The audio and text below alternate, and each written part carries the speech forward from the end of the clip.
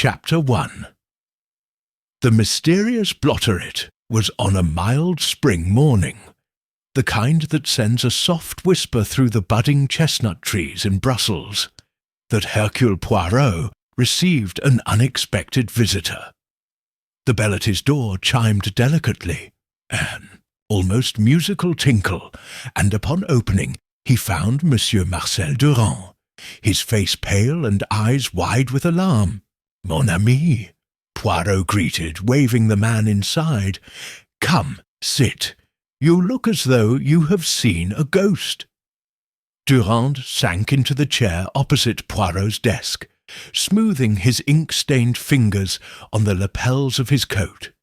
"It is no ghost, Monsieur Poirot, but something just as unsettling," he managed between trembling breaths. "Calmez-vous, I beg you," Poirot said kindly. "Explain."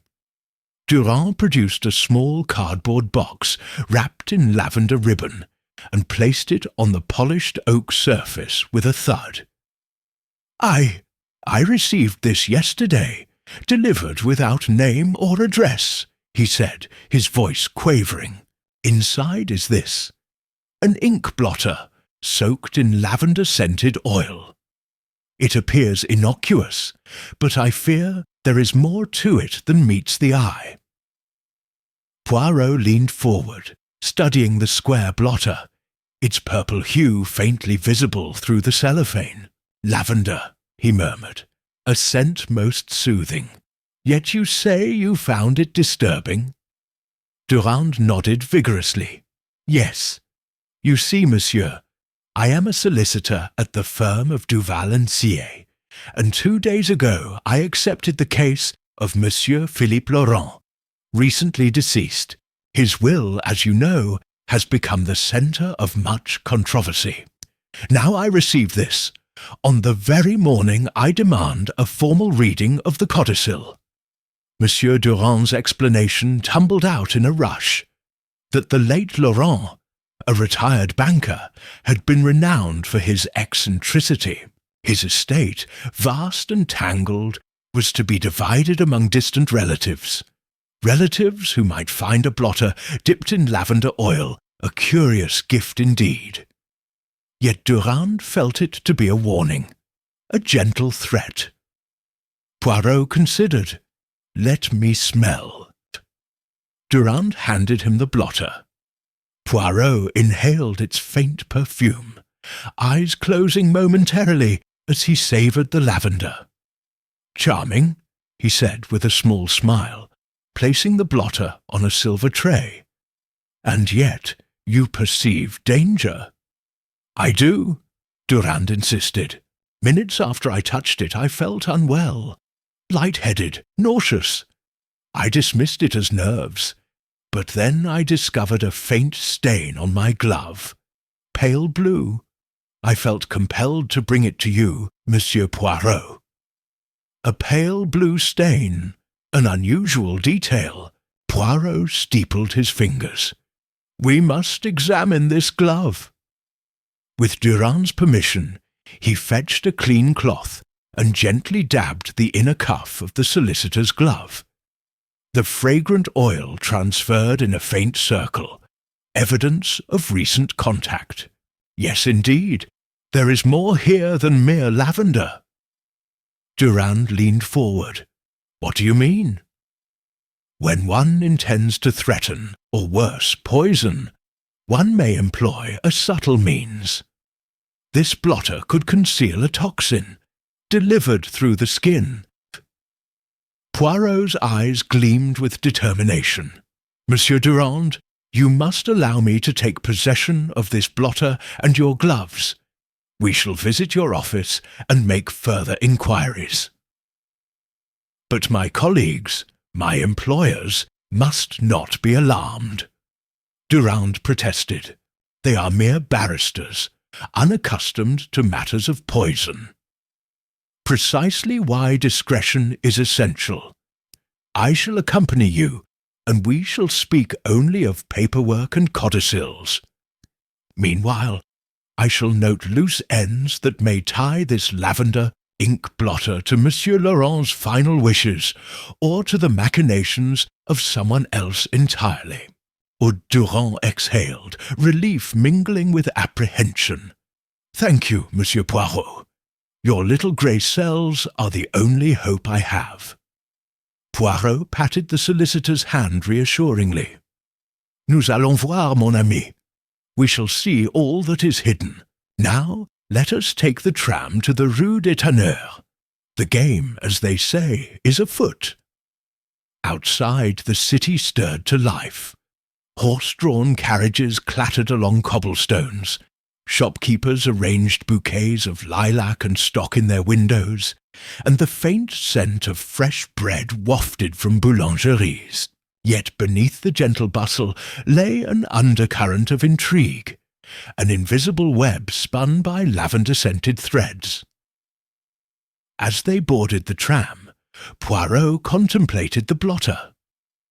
The late Philippe Laurent was nothing if not fond of peculiar diversions. Could this blotter have been his final jest?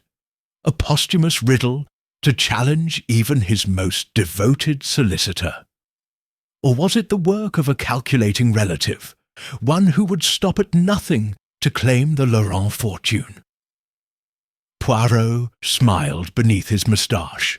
Whatever the truth, the lavender ink blotter would yield its secrets, and with each clue the affair of the lavender ink blotter would unravel, all in due course and to the greatest satisfaction of justice.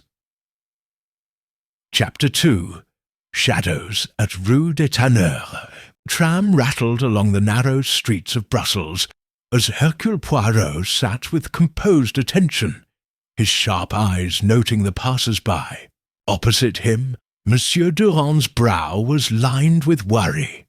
His gloved hand wrapped around the lavender-scented blotter secured in an envelope.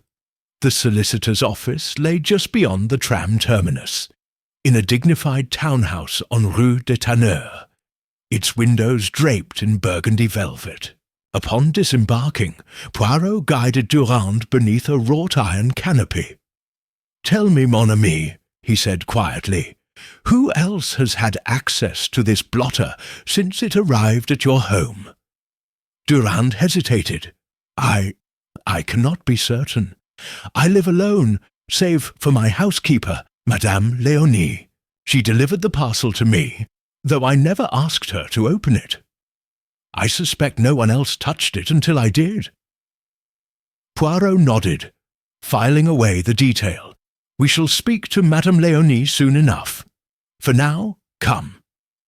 He led Durand through the polished mahogany doors and up the stairs to the solicitor's suite. The corridor was silent except for the echo of their footsteps. Inside the tall panelled office, the scent of parchment and leather-bound volumes greeted them. A brass nameplate read, "Monsieur Marcel Durand, avocat." Durand set the envelope on his desk. "I asked my clerk, Monsieur Leclerc, to prepare Monsieur Laurent's file for today's reading. I had planned to discuss it with you before the partners arrived." "Excellent," Poirot said, removing the blotter and gloves from the envelope. He placed them carefully on a blotter-shaped tray. "Now, let us examine the scene of the codicil discovery." He pointed to the adjacent room through an open archway. The inner chamber served as Durand's meeting room. A circular table stood beneath a gas lamp, surrounded by high-backed chairs. On the table lay an open leather briefcase containing Laurent's papers, including the contested codicil. A single sheet lay face down atop the stack. "Ah," Poirot murmured, inspecting the surface. "Notice, mon ami, the codicil bears a peculiar watermark. A lavender sprig, yes?" Durand leaned forward. "Indeed, monsieur.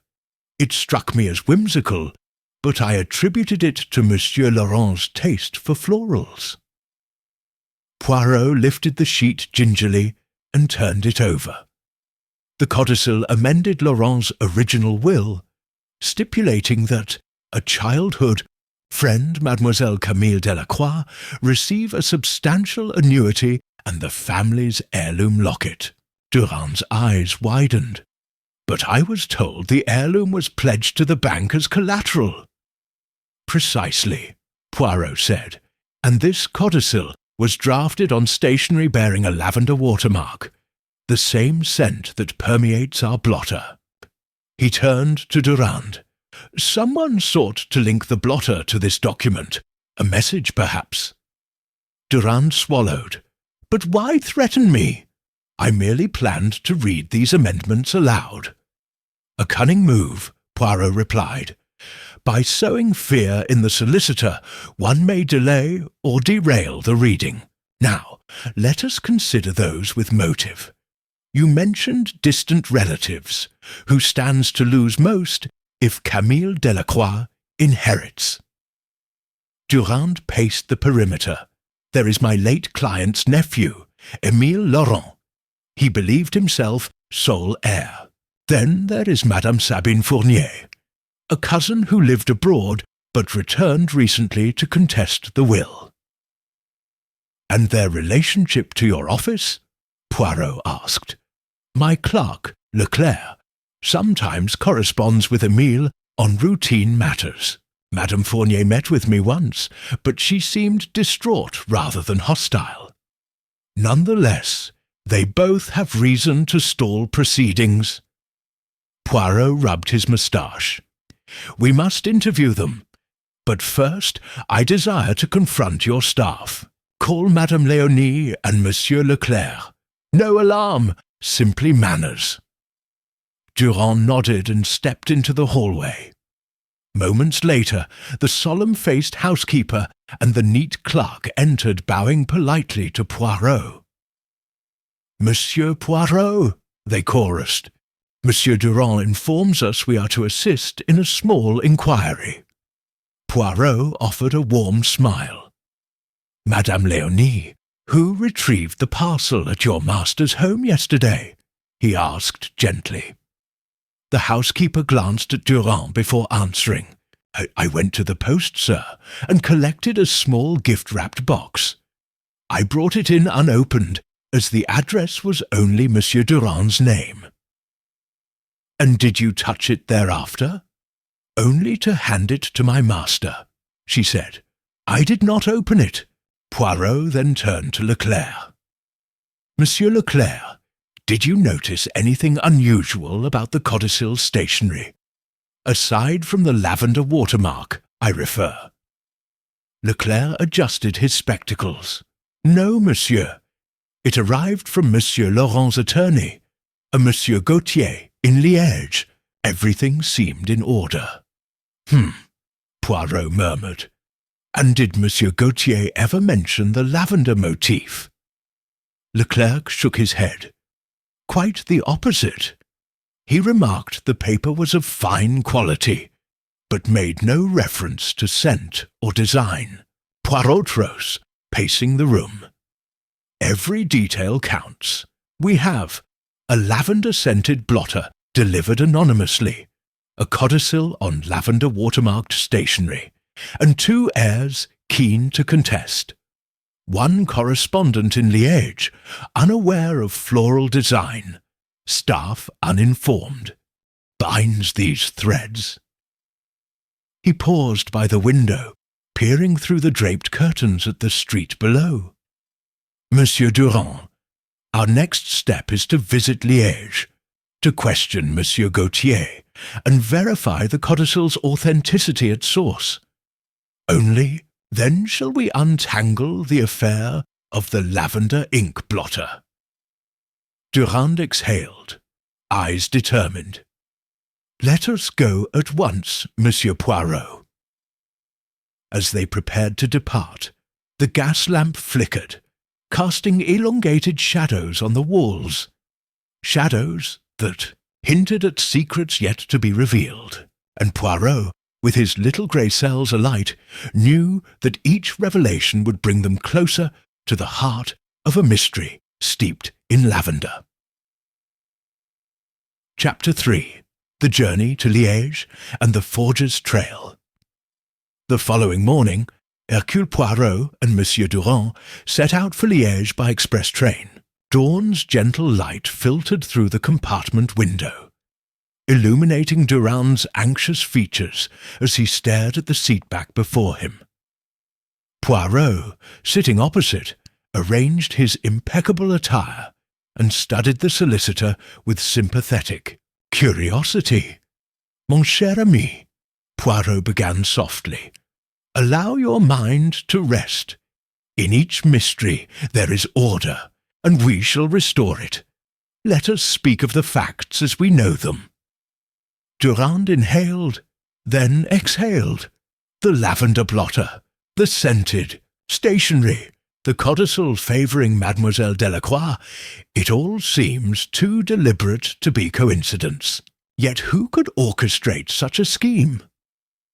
Poirot tapped a finger against his temple. "Ah, but that is precisely what we intend to discover. Now, envision the route our codicil took. From Liège, Monsieur Gautier drafted and dispatched the papers. The stationery would have been procured locally, or perhaps from a specialist in Brussels. Either way, the lavender watermark was chosen before the document ever arrived here." "I understand," Durand murmured. "But how to find the origin?" Poirot's eyes twinkled. "Patience. The stationer in Liège may know whom he served, and the scent, lavender oil, supplied by perfumers, perhaps even by the same company that produced the blotter." The train emerged from tunnels, revealing rolling hills and villages. Durand's thoughts drifted to Camille Delacroix, kind-hearted and unsuspecting of her role as beneficiary. Would she be grateful or frightened by this fragrant conspiracy? Poirot, sensing his companion's concern, offered a reassuring smile. "Once we speak with Monsieur Gautier, we shall have clarity. And should questions remain, we travel next to the paper mill or perfumer. Each step unravels more thread." They arrived at Liège's station before noon. Poirot led Durand through the bustling concourse to a waiting carriage. The city's red-tiled roofs and winding Meuse River glimmered in the afternoon sun as they rattled toward Gautier's office, a modest building on a side street. Inside, a tall man with greying hair and wire-rimmed spectacles rose to greet them. "Monsieur Poirot, an honour," he said, bowing. "Monsieur Durand, too. I received your telegram." "Merci," Poirot responded, inclining his head. "We wish to verify the stationery and the circumstances of the codicil's composition." He motioned to the document in Durand's briefcase.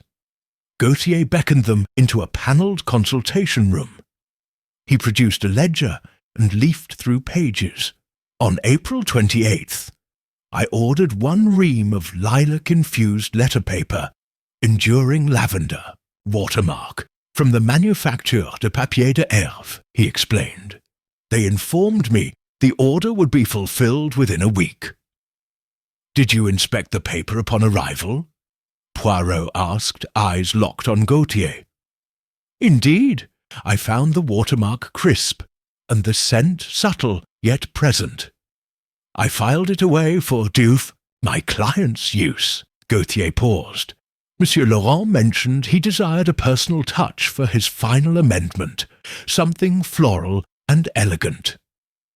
"So," Poirot said thoughtfully, "Monsieur Laurent himself may have chosen the lavender design." Gautier nodded. "Yes, that was his instruction. He enjoyed lavender, as did his mother before him." He frowned. "But Monsieur Durand's blotter, did it bear the same watermark?" Durand produced the blotter from his pocket. "Only the A.H.U.K.M. Sent, monsieur. But note the pale blue stain on my glove." He showed the cuff's edge. Gautier's eyes narrowed. The paper mill did not apply any dye to the sheets. That blue stain is unfamiliar." He stood abruptly. "Wait here. You remain with Monsieur Poirot." He hurried from the room. Moments later he returned, holding a sheaf of correspondence. "These letters arrived yesterday morning at my Liège office, addressed to Monsieur Laurent. Their envelopes bear a Brussels postmark and no return address." He handed them to Poirot. Poirot examined the envelopes. Each was sealed with pale lavender wax, stamped with a stylized L. He slit one open and withdrew a folded note. In fine handwriting it read, "The scent foretells the ending. Beware, the ink that brings oblivion." Durand gasped. "A warning!" Poirot held the note to his lapel, inhaling faint lavender. "Not a warning, mon ami, but theatrics. Someone wishes to cast fear and suspicion upon the will's authenticity. These letters arrived too conveniently." Gautier sighed. "I cannot fathom who would send these. Everything here is true. The paper order, the watermark, Monsieur Laurent's request. True, yet repurposed," Poirot said.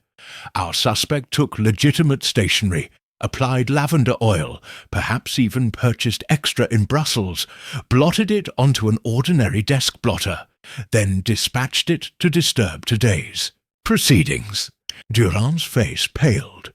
Then the culprit had access both to Monsieur Laurent's office and to his personal order of stationery. "Precisely," Poirot confirmed. "We must next discover who knew of the paper order. I suspect a confidant in Liège, someone close to Laurent, who would anticipate his preferences." Gautier nodded. "I can introduce you to the manager of the paper mill. He handles select clients personally." "Très bien," Poirot exclaimed. "To the Manufacture de Papier de Hervé we go, and thence to the heart of our lavender conspiracy." He straightened his jacket. "Monsieur Durand, prepare yourself, for secrets often lie where least expected." Chapter 4. Secrets of the Paper Mill. The Manufacture de Papier de Hervé lay beyond the narrow streets of Liège, a low-slung complex of pale brick and tile roofs, its windows shuttered against the afternoon sun. Poirot and Durand arrived at the wrought-iron gates, where a stoic gatekeeper peered at them through a barred window. "Monsieur Gautier has arranged our visit," Poirot announced in his crisp French. The gate clicked open, and they passed onto a courtyard strewn with bales of raw pulp and coils of drying sheets.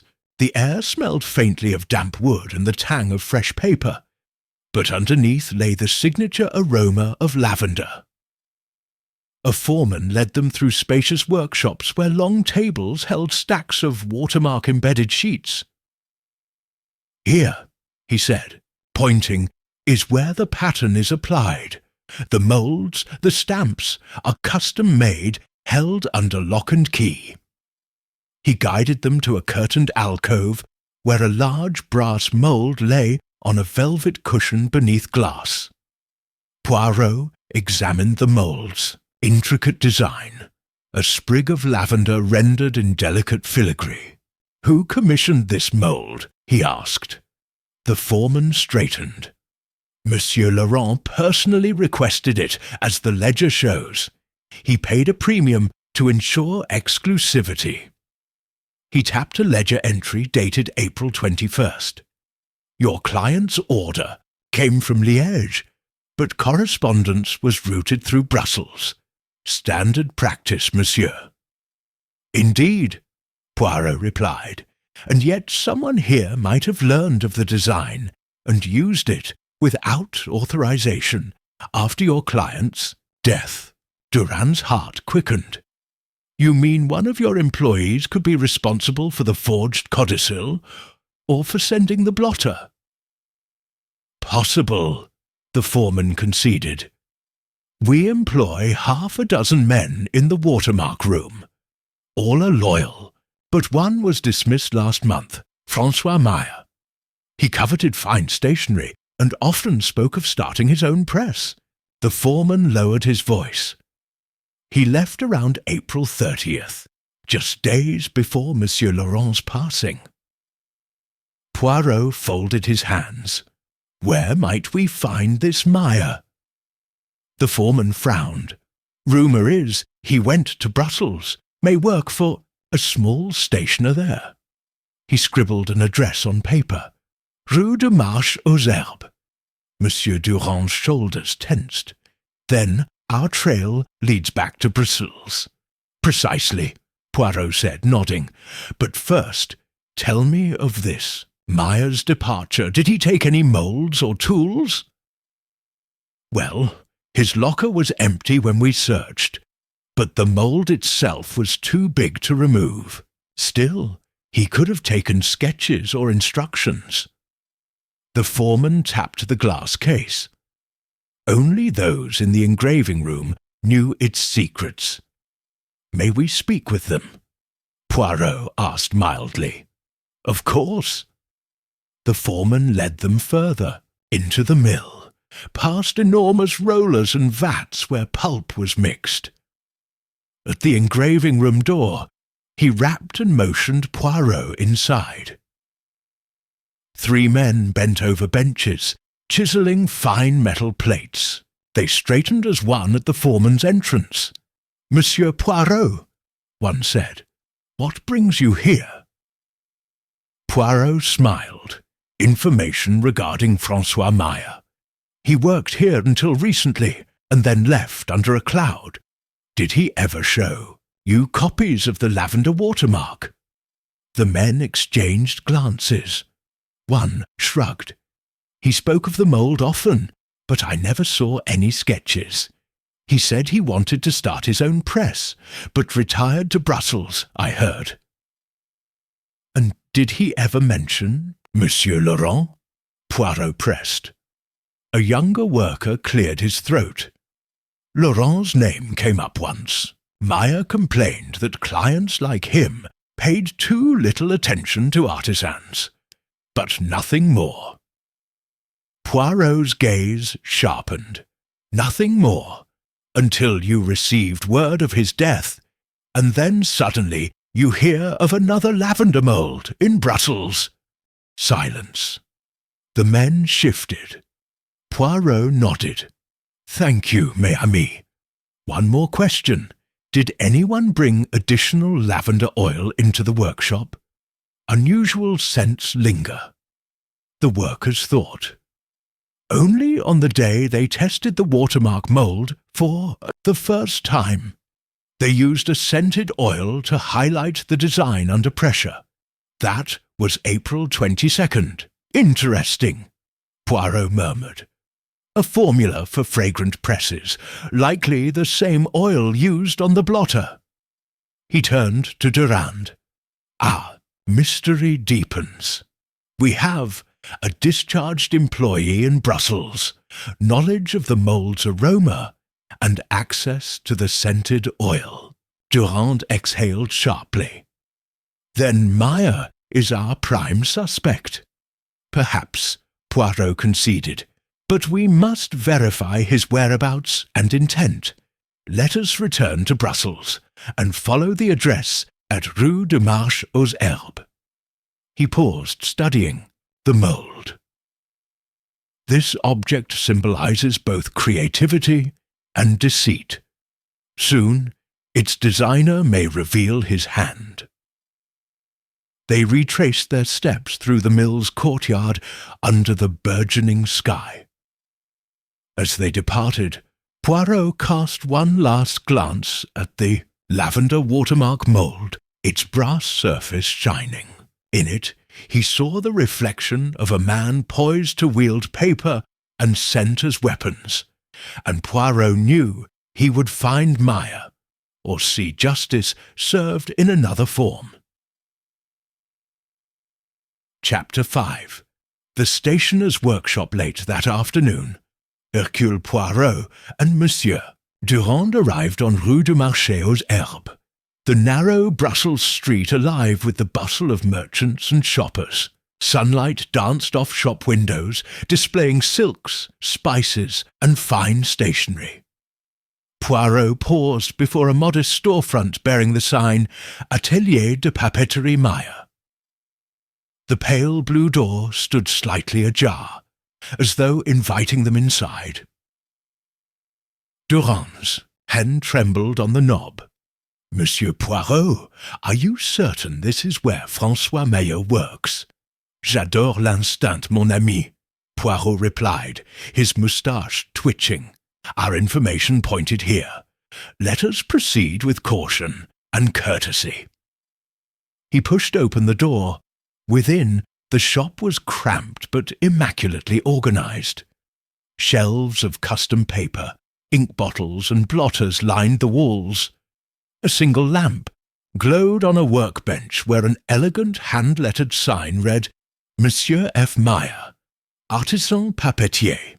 A scrap of lavender-scented blotter lay discarded in a wastebasket beneath. Durand's breath caught. The same scent.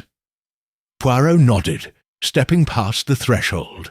"Observe the tools, the small engraving press in the corner, and that roll of lavender watermarked paper." He indicated a half-used roll discreetly tucked behind the counter. "He continues Laurent's pattern here, without authorization."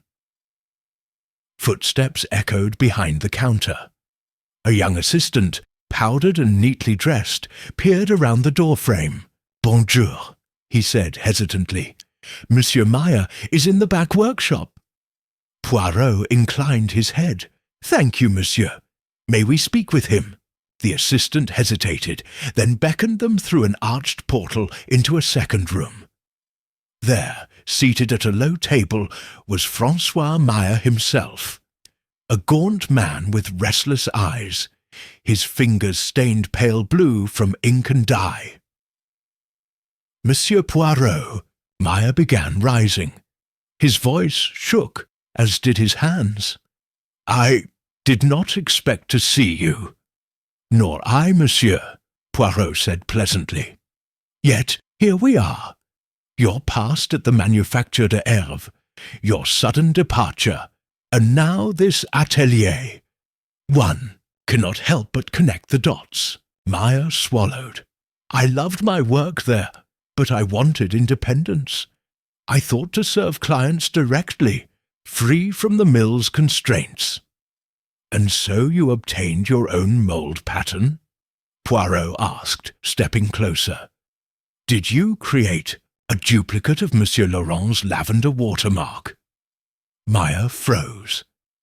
I made sketches. I hired an engraver to copy the design. I thought no harm would come. After all, the mould in Hervé belonged only to Laurent. But the pattern was still in my mind. "Yet you never had permission," Poirot said. "You used that pattern to produce stationery, and worse, the lavender-scented blotters delivered to Monsieur Durand." Meyer's mouth quivered. "It was meant as a jest, an attention-getter for my new shop. I saw an opportunity to attract clients. I'd advertise myself as the source of Laurent's elegant paper. I never intended to harm anyone." Poirot folded his arms. "A jest indeed, but one that endangered a man's life and career. Tell me, monsieur, how did you acquire the lavender oil?" Meyer's eyes darted. "I ordered it from a perfumer in Brussels, Maison Beauvoisin. A single pound, lavender extracted for demonstration. I had enough to scent my paper and make a few blotters. Purchased on April 29th. Poirot recited, "The very day before Laurent's death." He watched Meyer's face blanch. "You knew he would soon be gone. You timed your shop's launch and the blotter delivery to coincide with the will's reading." Maya sank back. It seemed clever. The blotter would intrigue Durand, bring attention to my work. But when I heard of Laurent's passing, I panicked. I never meant to threaten. Durand clenched his fists. You nearly ruined me, monsieur. I could have been accused of forging the codicil. Maya hung his head. I'm sorry. I was foolish. I never touched your client's files or his will. I only sent the blotter. Poirot interjected softly. Forgiveness may come, but accountability first. Now, what of those letters, the warnings sealed in lavender wax? Maya looked away. I didn't write them. That was not my doing. I have no quarrel with Laurent's family or solicitor. Whoever wrote those notes wanted more than publicity. Poirot's eyes narrowed. Indeed, someone else recognized your scheme and seized the chance to threaten. But who? Your assistant here? The young man's face twitched. No, I swear, I just help with orders. Poirot studied Maya. Maya, you must provide the names of everyone who knew of your plan. Those at Maison Beauvoisin, the engraver, even the courier who delivered the blotters. Maya exhaled, resolve hardening. Very well. The perfumers. Propriétaire is Madame Lucie Beauvoisin. The engraver is Monsieur Talbot on Rue de l'Écriture. The delivery was arranged by a messenger, Pierre Lemoine. Excellent, Poirot said, tapping his cane. We have our next steps. You will accompany us to each address, and you will answer questions under oath, for your actions border on criminal intent. Maya nodded, guilt and relief mingling in his eyes. I understand. As they left the workshop, Durand whispered to Poirot, Do you believe Maya was the mastermind? Poirot glanced back at the shuttered shop. He was the craftsman, but another hand wrote the warnings. Our conspiracy may involve greed far deeper than a struggling stationer. And now, armed with names and addresses, we move closer to the true architect of the affair of the lavender ink blotter.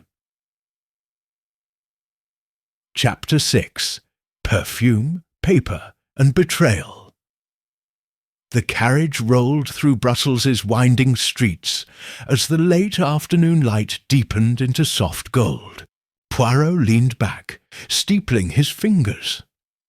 Beside him, Durand cradled a small parcel wrapped in brown paper. The leftover lavender-scented blotters not yet delivered. Monsieur, Poirot said calmly, we have the names. Beauvoisin, Talbot, Lemoine. Our first visit is to Madame Beauvoisin's perfumery. From her records, we shall trace the oil's journey. Durand nodded, his anxiety tempered by Poirot's quiet confidence. Though the scent continued to cling to his gloves, the solicitor felt reassured by the detective's methodical approach.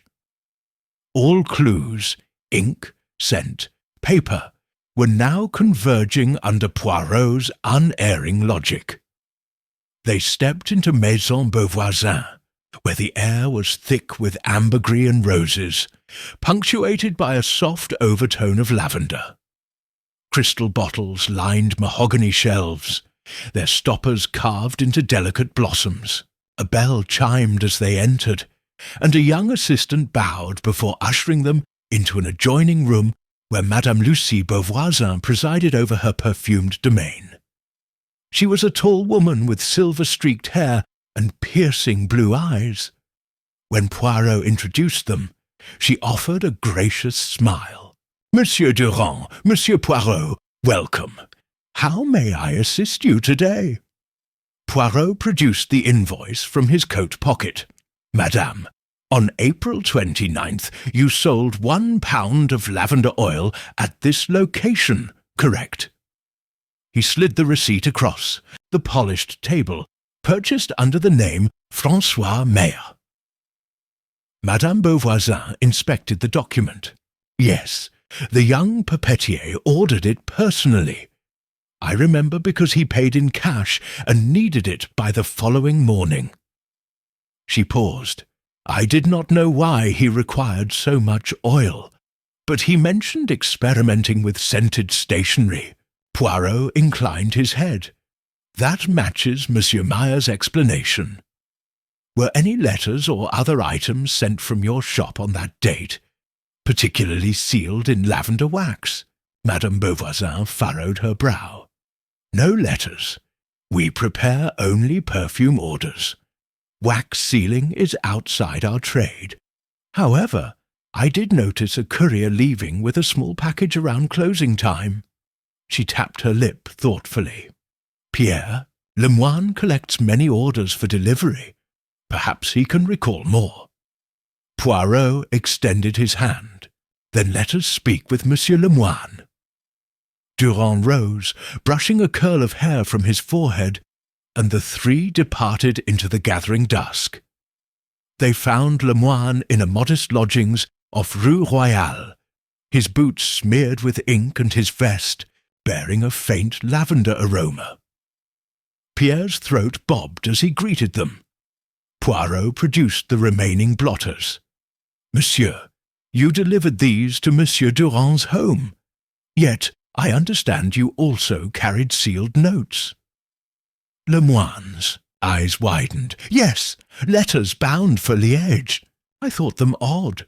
Envelopes sealed in lavender wax and marked with an L. I was told to deposit them at Gautier's office, then return here. I received no name, only an instruction slip signed E. Laurent. Durand paled. Émile Laurent? The nephew? Lemoine nodded. He paid me in cash last week. He said the will was unfair, and that Monsieur Durand needed persuading. Poirot steepled his moustache. So, Émile sought to intimidate the solicitor, using both scent and message. He turned to Durand. Your rival heir has moved beyond legal contestation into covert coercion. Durand's fists clenched. I never suspected him capable of such deception. Poirot placed a calming hand on his shoulder. Emotion can cloud judgment, but evidence remains clear. Lemoine, you will accompany us to Monsieur Talbot's workshop. We must confirm whether the forged codicil was drafted by him on Meyer's paper. The courier bowed.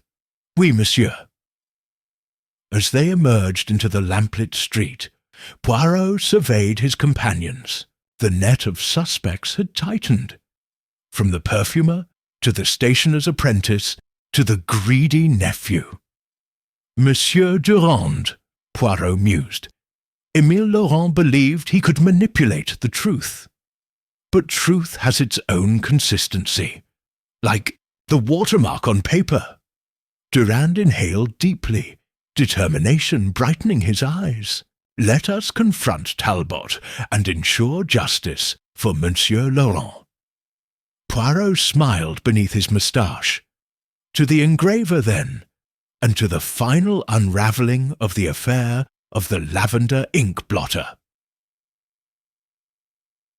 Chapter 7. The engraver's dinner pale, dawn mist clung to the cobblestones of Rue de l'Écriture as Hercule Poirot, Monsieur Durand, and Pierre Lemoine climbed the narrow steps to Monsieur Talbot's workshop. The door, painted a faded charcoal, bore the inscription Jean Talbot, graveur. Inside, the air was thick with the scent of metal filings and ink, a sharp contrast to the lavender that still clung to Durand's gloves. They entered a high-ceilinged room lined with carved wooden cabinets, whose drawers were each labelled with names of clients and projects. A large engraving press dominated the centre, its platens still bearing flecks of dried ink. By the window, Jean Talbot himself stood at a workbench, his brow furrowed as he traced fine lines on a copper plate. "Monsieur Talbot," Poirot greeted, bowing gracefully. "We wish to discuss a certain commission you undertook late last month." Talbot's grey eyes widened. "Commission? I work only by request and paid fees." He straightened, wiping his hands on a linen rag. "You have doubt about my integrity." "Not doubt, monsieur, but curiosity." Poirot smiled. "You were approached by Monsieur Meyer to replicate the lavender sprig watermark mould for his new atelier, yes?" Talbot hesitated. "Yes, I received sketches from him, paid in advance. But the work was lawful, engraving a pattern for his private use." He tapped the copper plate. "Here is the duplicate pattern. Meyer supplied the design. I merely transferred it." Poirot studied the plate. The lines were crisp, indistinguishable from those described at the mill in Hervé. "And the stamp used for the codicil?" he asked. Talbot shrugged. "I engraved only what was asked. The codicil itself, its text and formatting, I know nothing of. I thought Meyer intended to produce elegant stationery for wedding invitations or letterheads." Durand's expression was grim. "But someone used that identical stamp to print the codicil favouring Mademoiselle Delacroix." Talbot shook his head vehemently. "Impossible! I did not print any documents. My fee was for the mould pattern only. The rest was carried out elsewhere." He pointed to a stack of bills on a shelf. "Look here. My invoice to Meyer. Paid in Brussels. It specifies only engraving services." Poirot retrieved the invoice from Meyer's parcel. "True," he conceded, "but the paper and ink used for the codicil were Meyer's responsibility. You have no alibi for the printing itself." He paused, watching Talbot's reaction. "Nevertheless, your testimony is valuable. Now tell us, did you notice anything suspicious in Meyer's instructions? Any mention of lavender-scented applications or notes bound for Gauthier's office?" Talbot stroked his chin. "Not in person. Meyer dealt with that via messengers. I received only sealed packets containing sketches.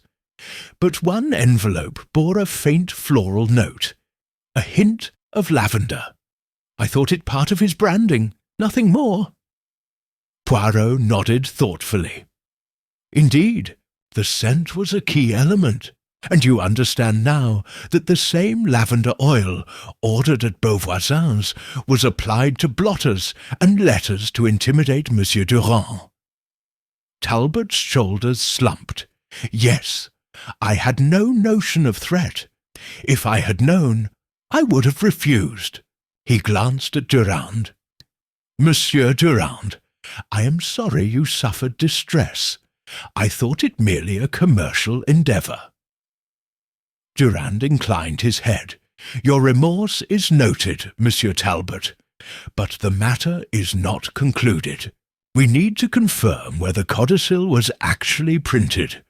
Whose press pressed those words into Meyer's paper?" Poirot tapped his cane. "That brings us to one final individual.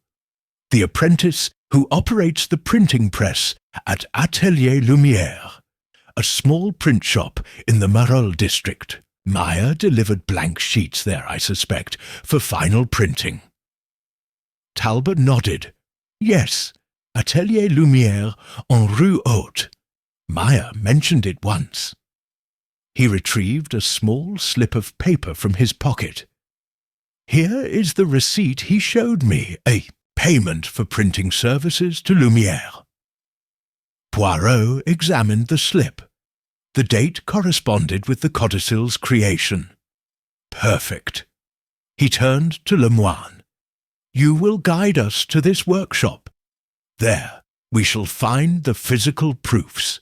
the drafts and determine whether the codicil's text was forged or genuine. As they prepared to depart, Poirot reflected aloud. We have traced the path.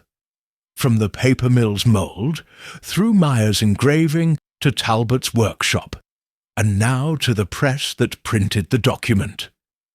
Each link has revealed the complexity of human motives, greed, ambition, a misguided sense of enterprise. Durand inhaled the faint lavender on his gloves and exhaled. Soon, Monsieur Poirot, we shall uncover the final truth. With determination in their steps, the trio descended the staircase, leaving behind the rhythmic tap of Talbot's tools, and moving one step closer to the ultimate revelation of the affair of the lavender ink blotter. Chapter 8. Whispers at the Marolles Press. The narrow street of Rue Haute in the Marolles district was hushed in the early morning haze, save for the distant clatter of a cart's wheels over cobblestones. Hercule Poirot, Monsieur Durand, and Pierre Lemoine paused before a low building bearing the faded name Atelier Lumière, Imprimerie Artistique. A pale wisp of smoke curled from the chimney, as if beckoning them inside. Monsieur Durand cleared his throat. This is the place, Monsieur Poirot? Exactement, Poirot replied, his keen eyes surveying the worn wooden sign and the single sash window through which he glimpsed rows of printed sheets. Here, the codicil was brought to life by ink and press. Let us discover who pulled the final lever. They entered through a creaking door into a vault-like workshop. The scent of ink and damp paper mingled in the air. At long tables, two men, an elder printer and a younger apprentice, worked over forms and proofs. The elder, Monsieur Lambert, looked up with surprise at the trio's arrival. Monsieur Poirot, Lambert said, straightening his posture. Monsieur Durand, I received your letter. Thank you, monsieur, Poirot said warmly. We wish to examine the proofs and press sheets relating to an order placed on April 30th by François Meyer. He presented Lambert with the Atelier Lumière receipt that Talbot had supplied. Lambert's brows knit together. Yes, the order for 50 sheets of lavender watermarked stationery. Meyer provided the paper blanks and the mould. We simply set the type and ran the press. May we see the initial proofs? Poirot asked.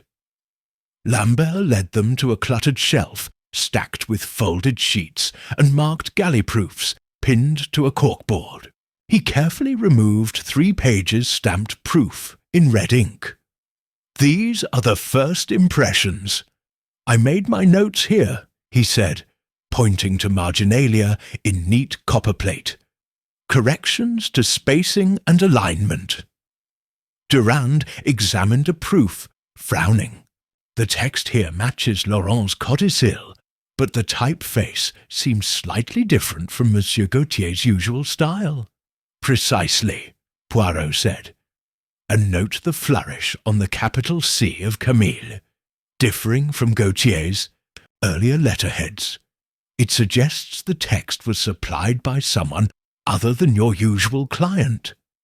He turned to Lemoine. You brought the signed instructions?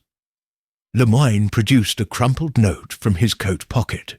This was pinned to the paper on delivery, a slip signed E. Laurent. Poirot smoothed the paper.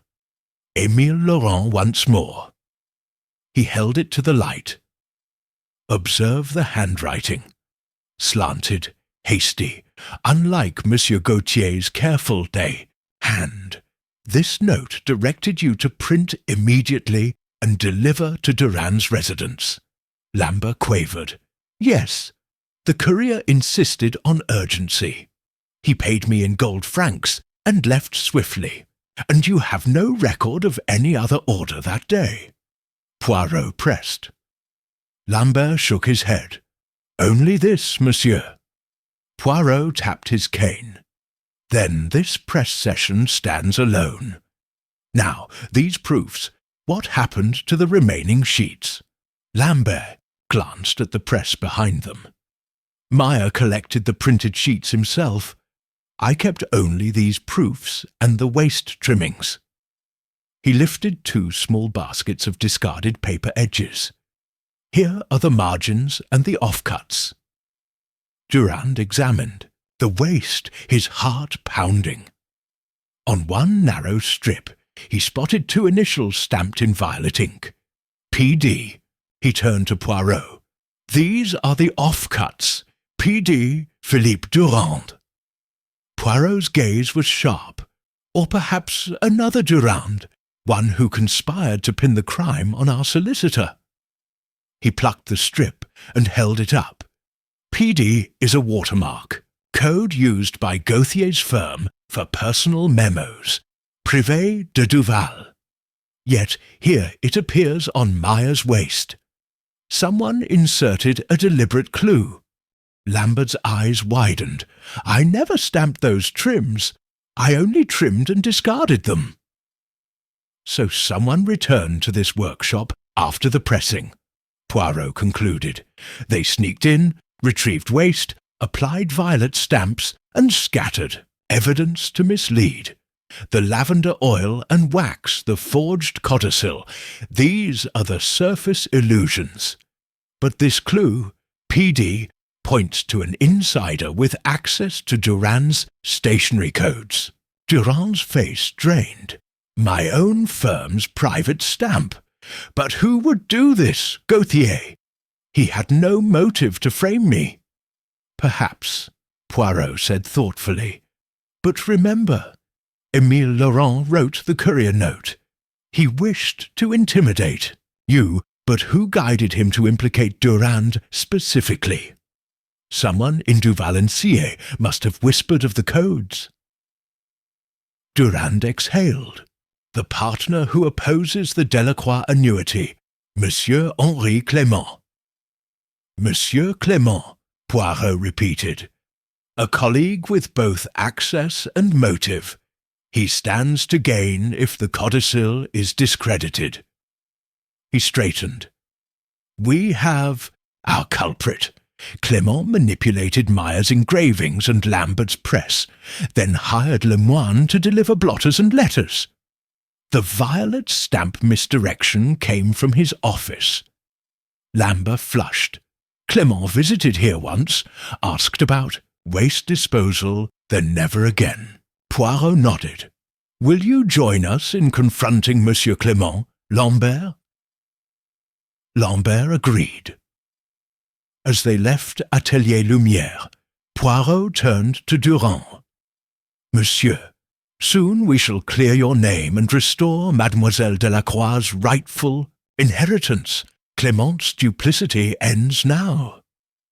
Outside, the Marolles district glimmered with promise of truth unveiled, and Poirot, with his little grey cell still alight, prepared to unmask the final conspirator in the affair of the lavender ink blotter. Chapter 9. The web tightens around Clément.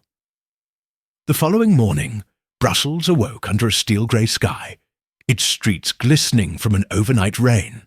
Hercule Poirot and Monsieur Durand set out for the elegant offices of Duval&Scier, the firm where Durand practiced.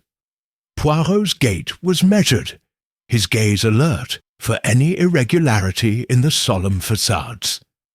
"Monsieur Durand," he said softly, "today we confront Monsieur Clément.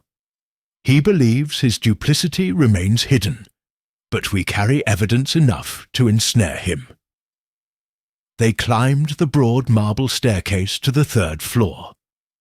A secretary greeted them with polite deference, her eyes flicking at Durand's ink-stained gloves. "Monsieur Clément is available," she murmured, ushering them into a panelled waiting room.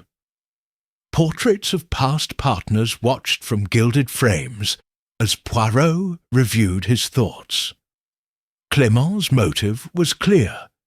By discrediting Durand, he could stall the codicil reading and see the original will restored, one that favoured his own interests. Monsieur Clément's office door bore a brass plate. With a nod from Poirot, Durand rapped, "Entrez!" They were admitted into a high-ceilinged chamber lined with law books. Clément, a lean man with sharply angled features, rose to greet them. "Monsieur Durand, Monsieur Poirot, to what do I owe this early visit?" Poirot placed a small bundle on the desk, the violet-stamped paper offcuts. "Monsieur Clément, you recall these?" he asked, his tone gentle but insistent. Clément's eyes flickered with unease. "They were found at Atelier Lumière. Marks of your private Duval & C stamp, P.D." He swallowed. I don't know how they came there." "Yet you visited the Marolles district only 2 nights ago," Poirot reminded him. "You inquired about waste disposal at the press and spoke to Monsieur Lambert." Clément's composure cracked. "That was professional curiosity. I feared loose documents might expose our client's confidentiality." Durand's voice trembled. "Confidentiality? You plotted to mislead the court and steal my client's inheritance." Clément rose from his leather chair, anger and fear warring on his face. "I did what I must to protect the firm's reputation and my own career. Laurent's codicil was suspect. It favoured a stranger. I acted in good faith." Poirot's eyes narrowed. Good faith does not justify subterfuge. Poisonous letters, scented blotters, forged documents. The lavender ink blotter begun as a publicity stunt by Meyer, but you weaponized it. He laid out Meyer's invoice, Lemoyne's courier note, and Talbot's receipt. Each link connects back to you. The courier's payment in gold francs. The instructions signed E. Laurent. Your nephew's name used at your instigation. Clément sank into his chair, head bowed. "I confess," he whispered. "I asked Emile to delay the codicil's reading by any means. He provided the money. I suggested the message. I never intended bloodshed, only time." Durand exhaled, relief and indignation mixing. "Time is justice when truth emerges. You have betrayed every principle of our profession." Clément raised his head sorrowful. "I shall confess. I will alert the partners and the court. Camille Delacroix's annuity will proceed." Poirot gave a small nod, his grey cells satisfied. "You understand the gravity of your actions. Confession is the first step to remedy." He turned to Durand. "Monsieur, your integrity stands vindicated. Tomorrow, the codicil reading will proceed without further hindrance." As they left the office, Durand paused at the window overlooking the Rue des Fripiers. "Monsieur Poirot, I owe you a debt of gratitude. Without you, Clément's plot would have succeeded."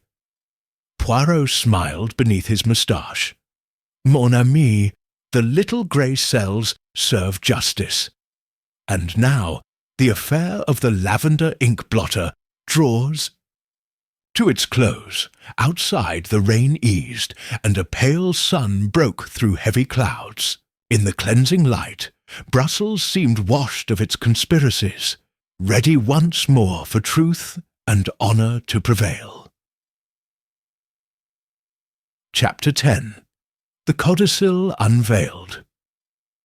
The dawn of the following day broke clear and cool, the carriage lamps still aglow, as Hercule, Poirot and Monsieur Durand made their way to the stately drawing-room of Greystone Manor, where the formal reading of Philippe Laurent's codicil was to occur. The mansion's broad windows caught the morning light, spilling it across richly woven carpets and gilded furnishings.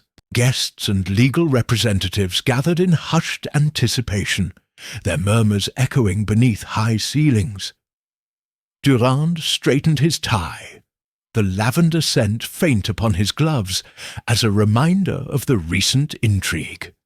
"Monsieur Poirot," he whispered, "I find myself overtaken by relief and by apprehension.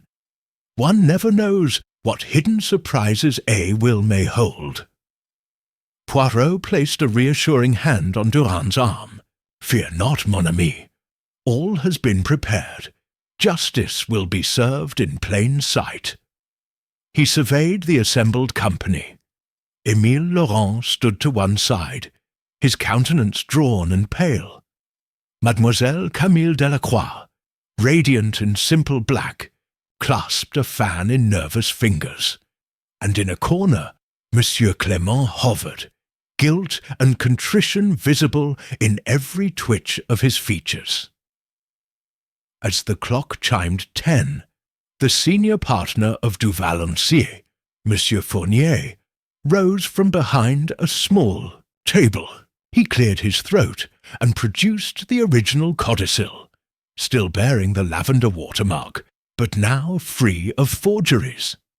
"Ladies and gentlemen," he began formally, "we are met to consider the late Monsieur Philippe Laurent's codicil, dated April 27th, as authenticated this morning by Monsieur Hercule Poirot." A ripple of attention swept the room. Durand stepped forward and laid the codicil flat upon the table. "In the interest of transparency," he said, "I invite Monsieur Poirot to present his findings regarding the authenticity of this document." Poirot bowed gracefully, his little grey cells having pondered every nuance. "Esteemed colleagues," Poirot began, "we have traced the journey of this codicil from its drafting in Liège to its printing here in Brussels, untangling a web of misdirection.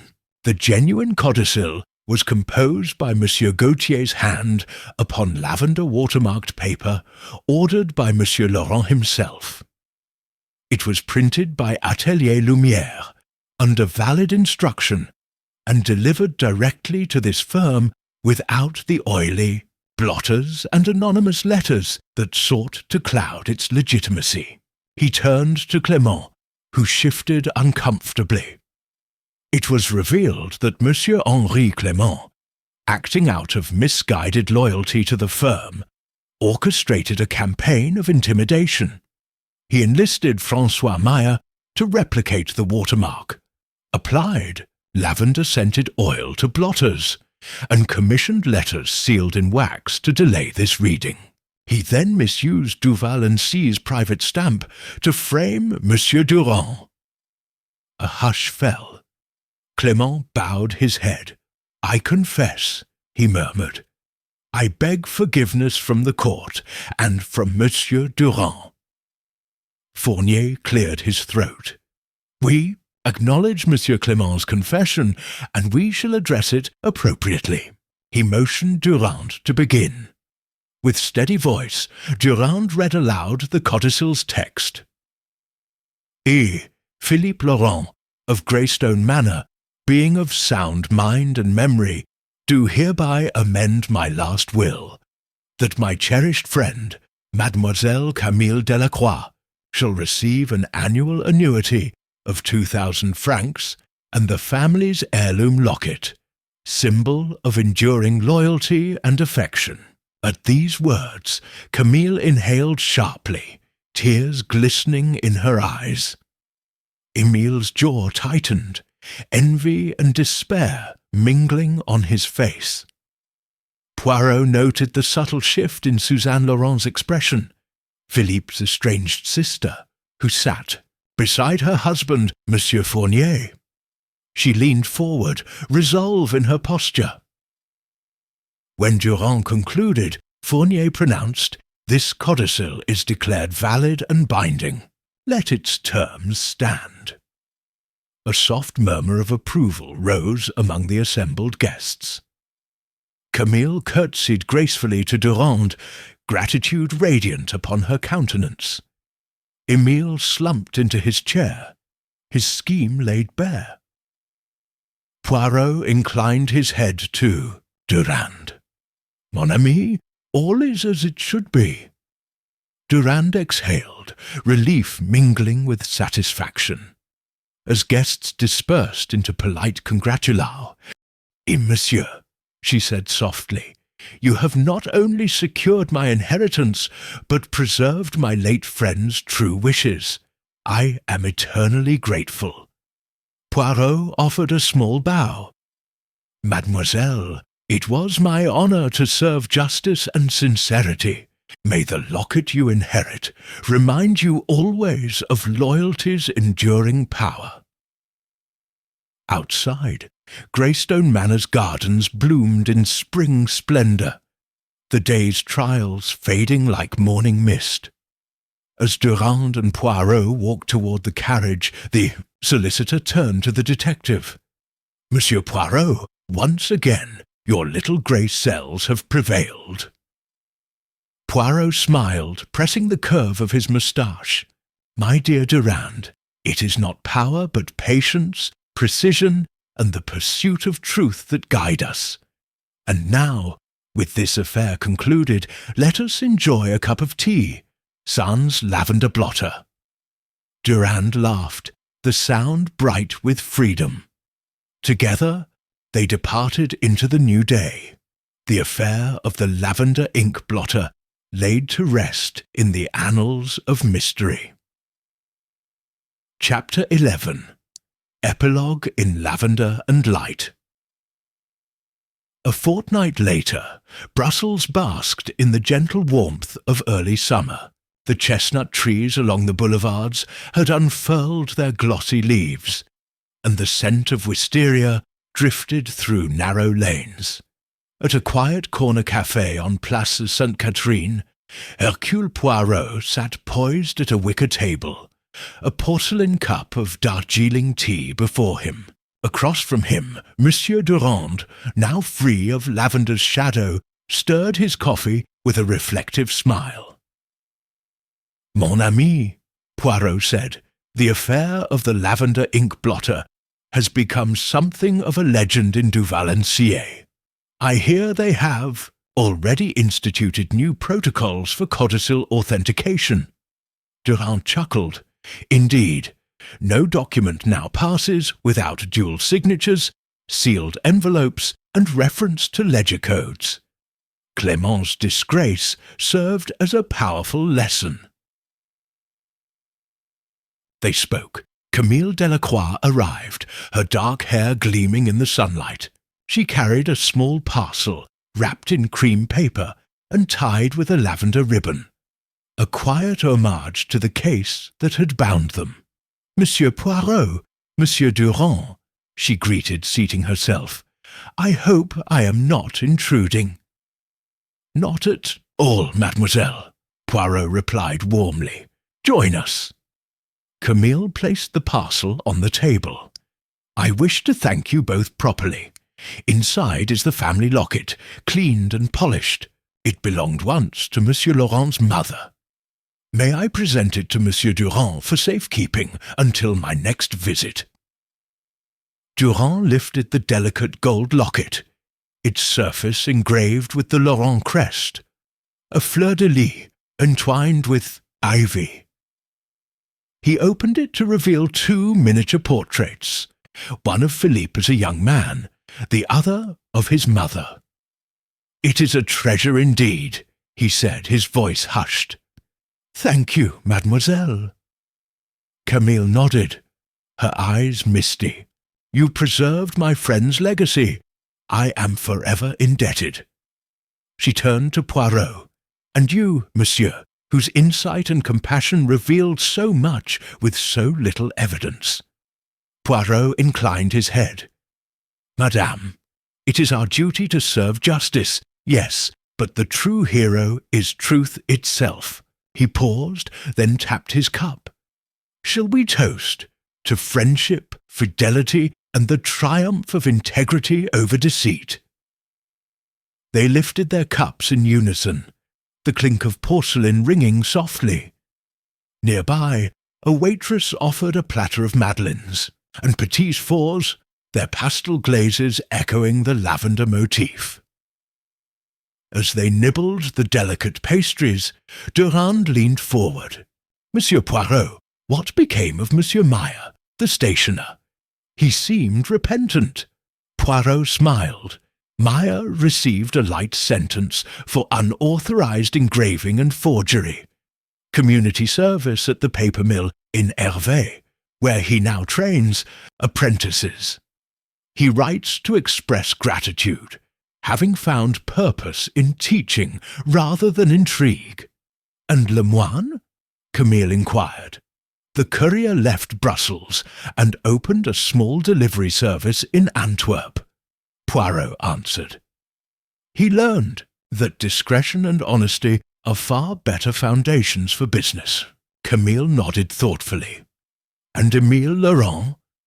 Durand's expression darkened. "Émile remains estranged. His envy cost him everything. His reputation, his inheritance, and his uncle's esteem. It is a cautionary tale." Silence fell as the three contemplated the ripple effects of greed and redemption. Poirot broke the pause.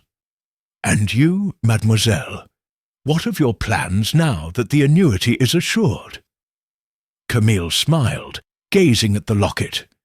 "I intend to travel. To Florence, and perhaps Provence, where lavender blooms in endless fields. I shall write letters each month to Monsieur Durand, reporting on my adventures. And when I return to Brussels, I hope to continue my friendship with both of you." Durand reached for her hand. "It would be my honour." Poirot sipped his tea, eyes drifting toward the lace-curtained window. Life, mes amis, is a tapestry woven with threads of chance. A single drop of lavender oil nearly upended justice, and yet, through perseverance, every thread was mended. Camille leaned back, content. "Thanks to your little grey cells, the tapestry remains intact." They laughed softly, the sound mingling with the cafe's gentle hum. Overhead, sparrows flitted among window boxes, and a distant church bell tolled the hour. In that golden moment, the past's shadows dissolved, replaced by new patterns of trust and hope. Poirot rose, placing a coin on the table. "Shall we stroll through the markets? I hear the fresh strawberries are exquisite this season." Durand stood, offering his arm to Camille. "Lead the way." As they stepped into the sunlit street, the promise of summer enveloped them. The affair of the lavender ink blotter had faded into memory, its lessons carried forward in hearts unburdened, and in every waft of lavender on passing breezes, they would recall the curious case that had bound their fates, forever, a testament to the power of truth. Chapter 12. A New Lavender Dawn. The first light of morning drifted through the tall windows of Hercule Poirot's flat on the Rue des Broadcaster, casting pale patterns on the polished parquet. As he arranged his impeccable cravats before the gilt-framed mirror, the faintest waft of lavender lingered in the air, a gentle reminder of the case just closed. He paused, closing his eyes to savour the scent, before fetching his notebook and settling at the small writing desk overlooking the garden below. A gentle tap at the door heralded the arrival of his faithful valet, Hastings. "Monsieur, your post, s'il vous plaît," Hastings said, placing a small stack of letters on the desk. Among them lay a cream envelope, tied with violet ribbon, and bearing Mademoiselle Delacroix's elegant handwriting. Poirot broke the seal and unfolded the letter. It read, "Dear Monsieur Poirot, I write to you from Provence, where the lavender fields stretch like purple seas beneath a golden sun. The locket you preserved rests around my neck, and I feel my friend's spirit with me as I wander these hills. Enclosed is a small vial of lavender oil from the harvest. Please accept it as a token of my gratitude. With deepest thanks and affection, Camille Delacroix." Tucked within was a tiny glass phial of pale oil, its liquid catching the morning light. Poirot held it to his nostrils and inhaled deeply. "Ah, magnifique," he murmured, unscrewing the cork to let the fragrance unfold fully. Hastings, observing his master's delight, offered, "Shall I display it with your other curiosities, monsieur?" "Oui, Hastings," Poirot replied, placing the vial beside his collection of botanical essences. "This oil represents not only Provence, but the resolution of a most intricate affair. The memories woven by lavender will now be of justice. Served." Setting the letter aside, Poirot opened his notebook to the final page. He reviewed his meticulous notes, the sequence of watermarks, the thread of Maya's ambition, Talbot's craftsmanship, Lemoyne's courier route, and Clement's desperate meddling. Each entry stood as testament to his little grey cells at work, yet he recognized how the human heart had guided every step. After all, cases were not puzzles of paper and ink alone, but reflections of hope, envy, loyalty, and love. He closed the notebook and rose, intending a brisk walk through the garden before breakfast. Descending the spiral staircase, he encountered Madame Lefebvre, the housekeeper, laying out tea on the low marble table. She paused at sight of his contemplative expression. "Monsieur, you look quite absorbed." "Madame Lefebvre." Poirot replied with a gentle smile, "I reflect on the curious power of scent. Lavender, once misused as a weapon of fear, now becomes a symbol of healing and friendship." He accepted a porcelain cup of Darjeeling, its steam curling like a question mark. "Every case leaves its signature on the senses, n'est-ce pas, madame?" Lefebvre inclined her head. "Indeed, monsieur. And I have placed fresh sprigs of lavender in your sitting-room to brighten your day."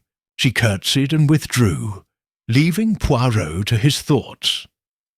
Outside, sparrows flitted among lilac bushes, their cheerful chirping carrying on the gentle breeze. Poirot strolled along the stone path, tea in hand, boots clicking softly. He considered Monsieur Durand, who would soon implement the new authentication measures at Duval and Sillé, ensuring no future forgeries could undermine a client's trust. Durand's own integrity had been tested and proven unshakable. From the corner of his eye, Poirot noticed a delivery cart stopping at the gate. A young woman alighted and bore a basket brimming with fresh strawberries and petit fours. A note attached to Monsieur Poirot. "Gratitude from an admirer of your methods. May these sweets offer a moment's delight after your labours." Poirot chuckled softly, accepting the basket. He recognized the elegant script, Monsieur Gautier's wife, who had admired his calm courtesy. He resolved to share the strawberries with Durand at their next meeting. Returning indoors, Poirot placed the basket on the sideboard alongside Camille's vial. He arranged the strawberries and petit fours in a delicate porcelain bowl and rang for Hastings to prepare a light luncheon. As he waited, he took a final look at his desk, the unopened file for a new matter, a document bearing a simple crest, A challenge yet to be revealed. Poirot tapped his fingers on the cover. Another mystery approaches, he mused. Yet each one teaches us anew that even the smallest clue, a drop of oil, a stained glove, a scrap of paper, can upend fortunes and restore truth. Hastings entered with the luncheon tray. "Your tea is replenished, monsieur, and the strawberries await." "Merci, Hastings," Poirot said, dipping a morsel into sugar. "Let us dine, and then summon the little grey cells for our next adventure." He raised his cup. "To justice, mon ami, and to the lavender that led us here and now guides us onward." Outside, the garden basked in sunlight, and the gentle fragrance of lavender wove through the air. A new dawn, bright with promise, as Poirot began to turn the page on yet another chapter of intrigue. Chapter 13. The Whisper of Unfinished Business. The late afternoon sun slanted through the tall windows of Hercule Poirot's sitting room, painting golden rectangles upon the Persian rug. Despite the calm of his flat on Rue des Broadcasters, an undercurrent of expectation stirred in the detective's mind. He sat quietly in his favourite bergère, gazing at the neat row of botanical vials, especially the small phial of Provençal lavender that Camille Delacroix had sent. It was as though the case itself hovered in the air, beckoning one final revelation. A soft knock interrupted his reflection.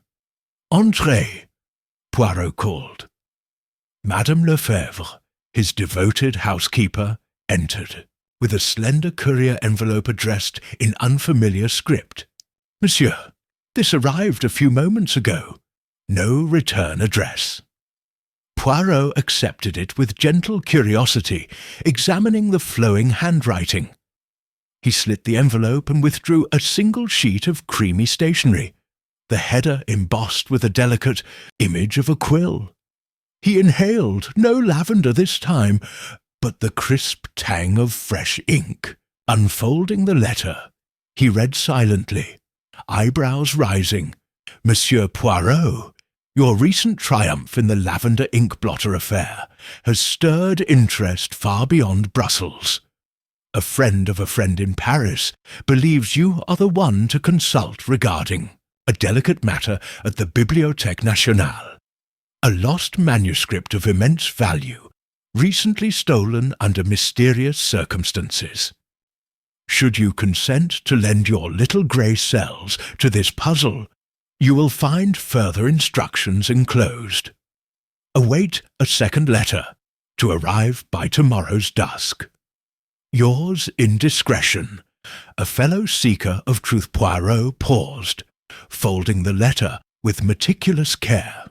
"Voilà," he murmured, "another case, fresh and unsolved." He placed the note upon the writing desk and regarded Madame Lefebvre with a thoughtful smile. "Madame, I believe Paris calls to me once more." Madame Lefebvre curtsied. "Shall I prepare your valise, monsieur? And shall I instruct Hastings?" "Excellent, yes," Poirot replied. He glanced at the evening light drifting through the window. "We depart at dawn. Hastings must be informed post-haste." He reached for his brass telephone and dialed his valet. Within moments, Hastings appeared in the doorway, eager as always for a new pursuit. "Monsieur," Hastings said, bowing, "I trust I am needed." Poirot handed him the mysterious letter. "Read this, s'il vous plaît, and make ready our journey to Paris. We shall need first-class tickets and a quiet carriage compartment for reflection." Hastings' eyes brightened. "Paris! A most welcome invitation, sir." He scooped up the letter and left to make arrangements. Alone once more, Poirot leaned back and steepled his fingers. The stillness of the room belied the excitement brewing within him. He walked to the mantelpiece and adjusted the row of small, framed photographs, one of him and Durand at Greystone Manor, another of Camille Delacroix, smiling in Provençal sunlight. Each represented an element of the Lavender ink blotter affair: friendship, justice, renewal. Yet the final note hinted that threads remained loose, that perhaps not every secret had been laid to rest. Across the city, the sky deepened to rose and violet. As dusk approached, a second courier arrived with a heavier packet, sealed with dark wax bearing a fleur-de-lis crest. Poirot broke the seal and found inside a folded map of the Bibliothèque Nationale district, annotated in pencil, along with a brief note: "Meet at Café Foy, 7 Rue de la Montagne Sainte-Geneviève, at 6 tomorrow evening. Do not mention this letter to any friend or colleague." He studied the map carefully, tracing the winding Seine and the left bank's labyrinth of bookshops. How intriguing, he mused. A manuscript stolen from the hallowed halls of France's great library, no petty crime, but one requiring finesse and subtlety. Divine. He chuckled softly, the familiar thrill of anticipation setting his moustache to twitch. Madame Lefebvre re-entered with a tray of tea and a small plate of madeleines. "Your tea, monsieur. You appear engrossed." "I am, indeed," Poirot replied, accepting the cup. A new mystery beckons, one of words and history rather than ink blotters. He sipped, then set the cup down with precise care. "Madame Lefebvre, I believe our work here is complete. The Lavender affair stands concluded in my memory, but Paris holds the promise of fresh conundrums." She placed the madeleines on the Aon table. "Shall I prepare letters of leave for Messieurs Durand and Gautier, in case they inquire?" "An excellent idea," Poirot agreed. "Inform them that I am undertaking a private inquiry. They will understand." That night, Poirot lay awake in his neatly made bed, lantern glow spilling beneath the door. In the quiet, he reviewed the documents: the anonymous offer of case, the map, the stipulations of secrecy. His mind assembled questions like puzzle pieces. Who sent the letter? What was the manuscript's significance? And did any thread from the Lavender affair extend to Paris? As dawn's first rays touched the rooftops of Brussels, Poirot rose with renewed purpose. Donning his immaculate grey morning coat and patterned cravat, he approached the glass vial of lavender oil. Holding it up to the light, he smiled. "Merci, Camille. Your gift has reminded me that fragrance may soothe as well as deceive." He placed the vial back among his curiosities and descended for breakfast. Moments later, Hastings arrived with train tickets and a leather satchel. He greeted Poirot with a grin. "All is ready, sir. The 8:15 express to Paris departs shortly." "Parfait," Poirot said, adjusting his bowler hat. He stepped into the sunlight with measured confidence, his polished shoes clicking upon the marble floor. At the station, he and Hastings boarded their compartment, sealed away from prying eyes. As the train pulled out of Brussels, Poirot pressed his face to the glass, watching the city recede. "Ahead lies history's secret," he murmured, "and once again the little grey cells shall race to uncover it." Thus ended one chapter of Lavender's legacy, and another began, carried on the rails towards the great city of light and its library's silent halls, where shadows of parchment stirred at the hint of discovery. Chapter 14. Shadows over the Bibliothèque. The train from Brussels slid into Paris's Gare du Nord, under a startled hush of steam and whistle. Hercule Poirot stepped onto the platform, immaculate in his grey morning coat and bowler hat, Hastings at his side clutching the leather satchel. A cool breeze carried the scent of roasting chestnuts and petrol fumes, a disordered welcome to the city of light. "Ah, Paris," Poirot murmured, strolling toward the exit.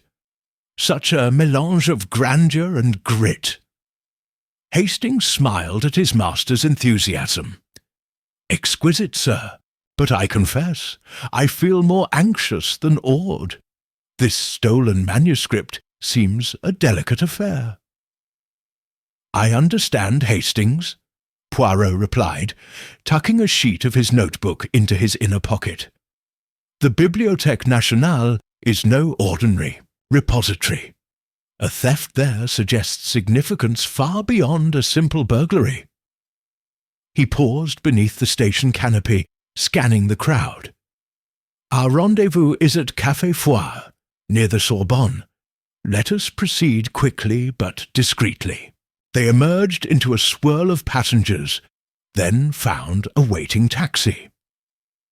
The driver navigated narrow streets until they reached Rue de la Montagne Sainte-Geneviève. Café Foire stood unassuming, its burgundy awning sheltering a handful of wrought iron. Tables! At a table in the corner, a slender figure in dark coat rose as they approached. "Monsieur Poirot?" the figure asked, voice low. Beneath a black beret, a delicate face framed by chestnut hair regarded them intently. "Indeed," Poirot said, inclining his head. "And this is my companion, Monsieur Hastings." The woman offered a tentative smile. "I am Mademoiselle Blanche Dumas, antiquarian and advisor to the Bibliothèque Nationale. My employer sent for you, but not me. I am here by her instruction to guide you." She seated them and signalled a waiter. "Coffee, s'il vous plaît." Hastings raised an eyebrow. Anonymity by proxy. Very intriguing. Blanche glanced around before speaking. "Forgive the secrecy." The director feared press leaks. "The stolen item is known as the Codex de Menard, a medieval manuscript of exquisite illumination. It vanished from a secure cabinet 2 nights ago during cataloguing." She tapped the table. "No forced entry, no broken locks." The caretaker heard muffled footsteps, then silence. Poirot folded his hands. A theft executed with discretion. The culprit must be familiar with the library's routines and security protocols. He leaned forward. "Tell me of the Codex. Its value is cultural, but what makes it indispensable?" Blanche's eyes shone. "The Codex de Menard contains unique commentary on classical texts and features illustrations attributed to Jean de Limbourg. Scholars believe a complete facsimile would transform understanding of 15th century art.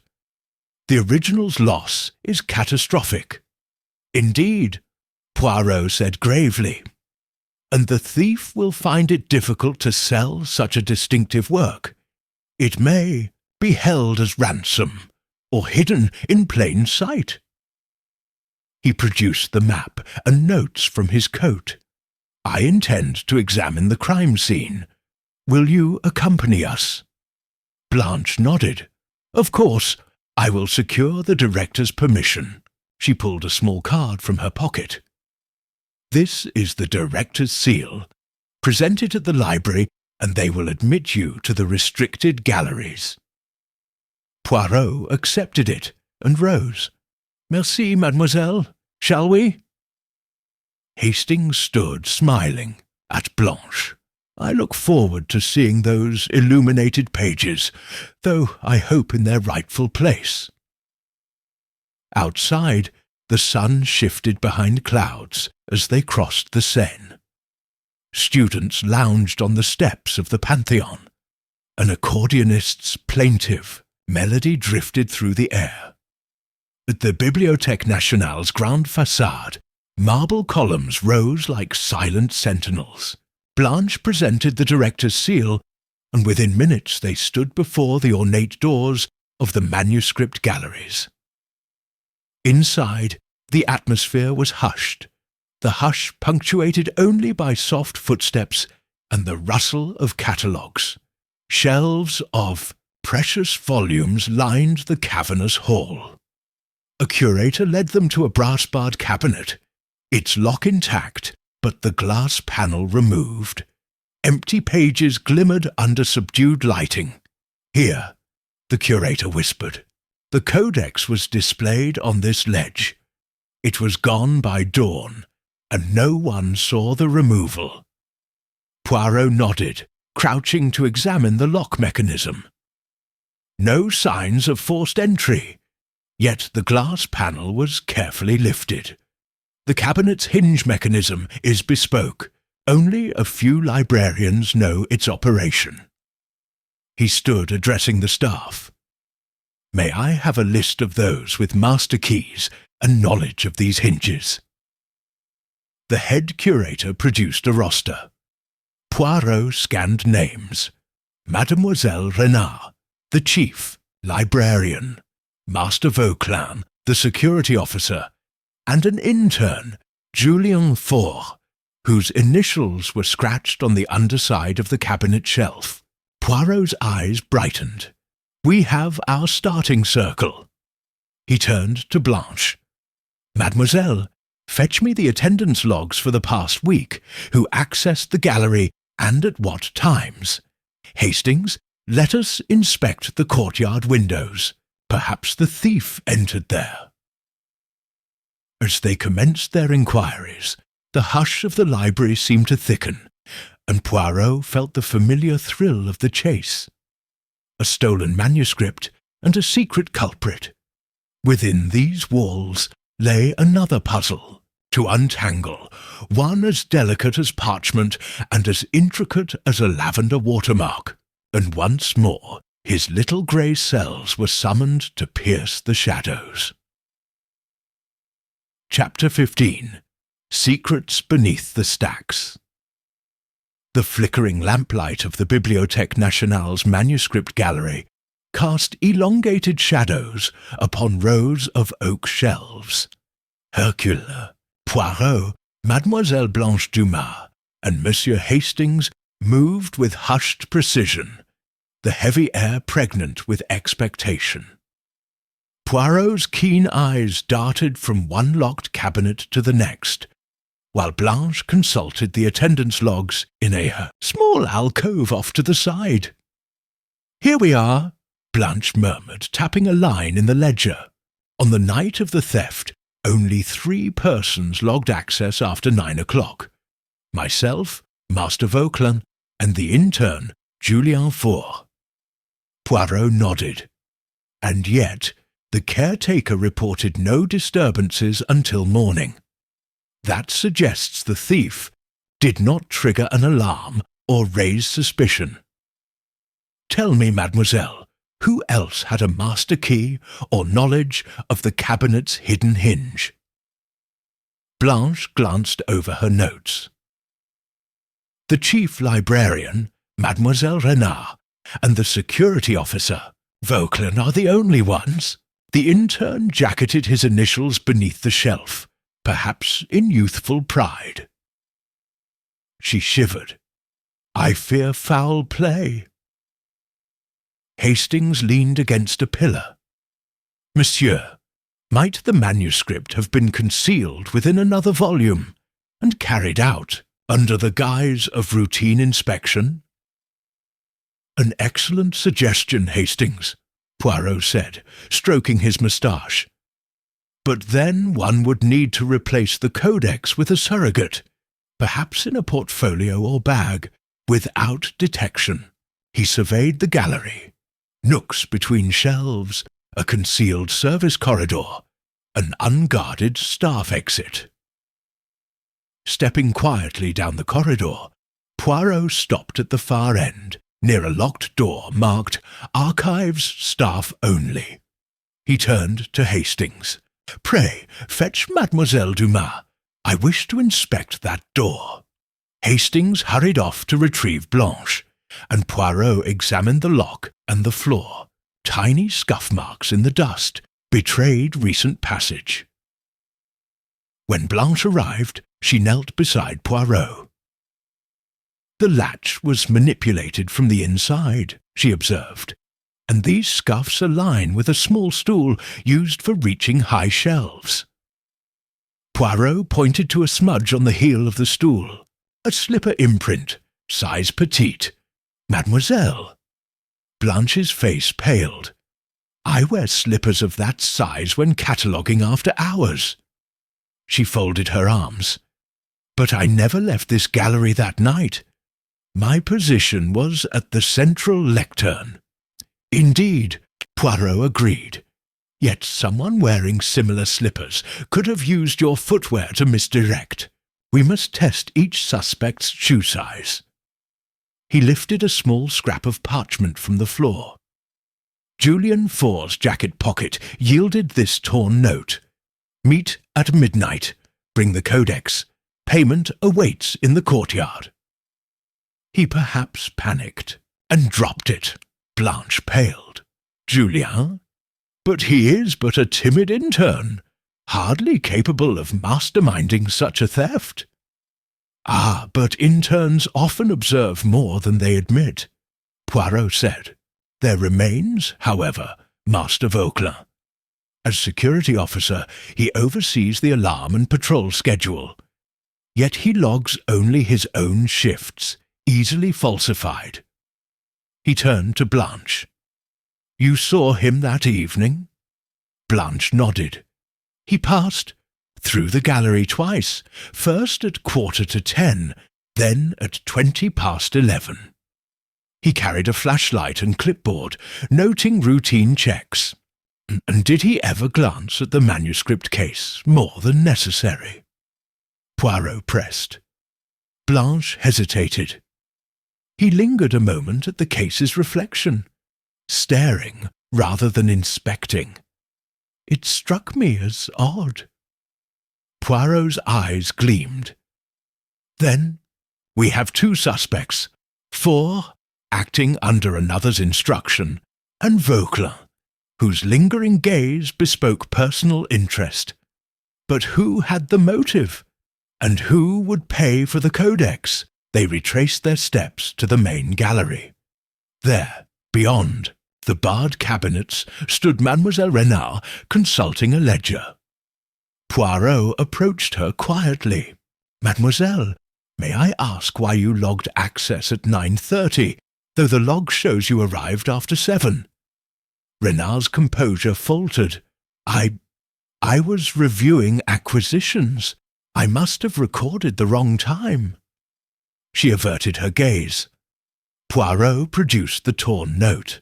"Do you recognize this handwriting?" Renard's lips trembled.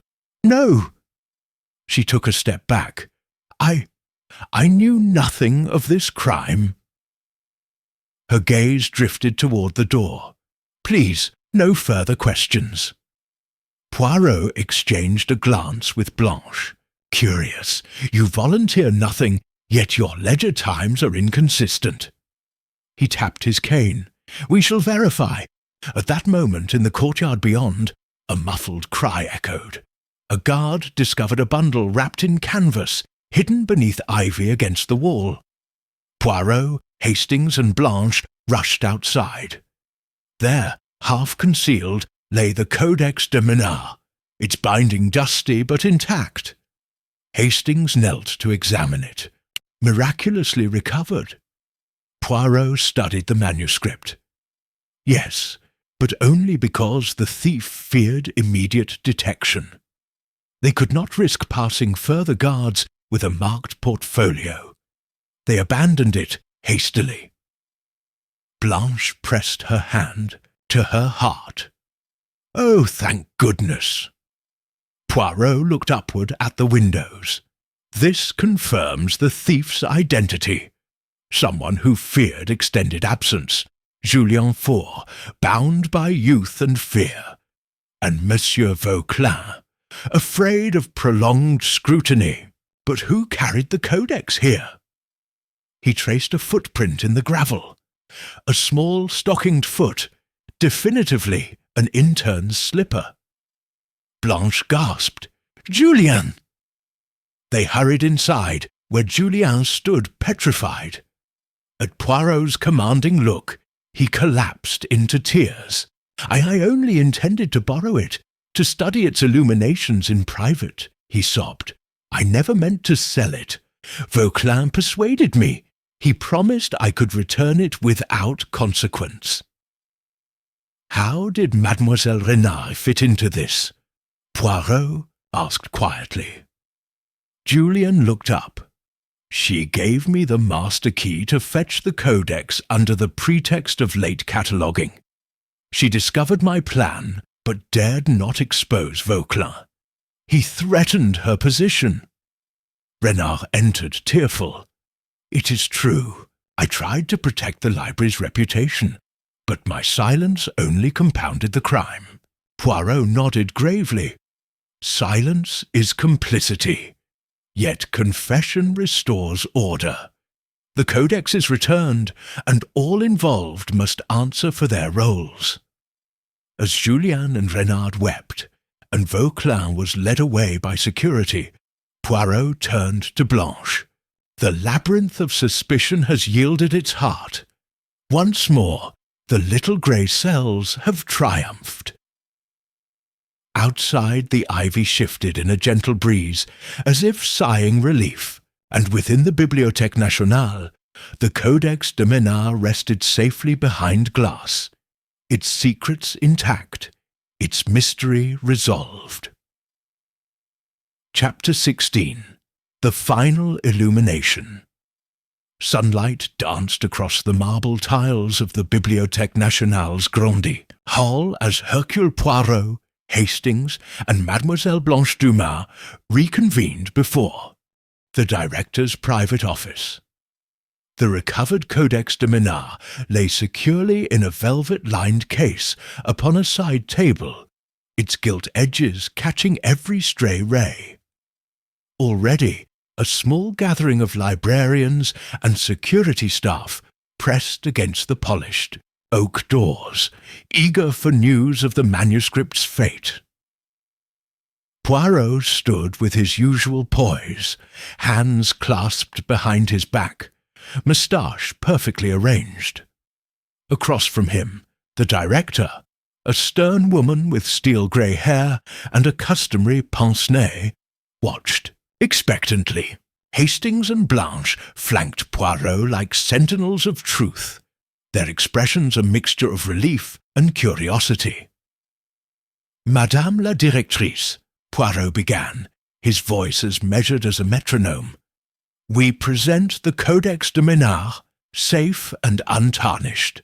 The thief, intern Julien Faure, acted under the illicit counsel of Security Officer Vauquelin, while Mademoiselle Renard's silence all but complicit.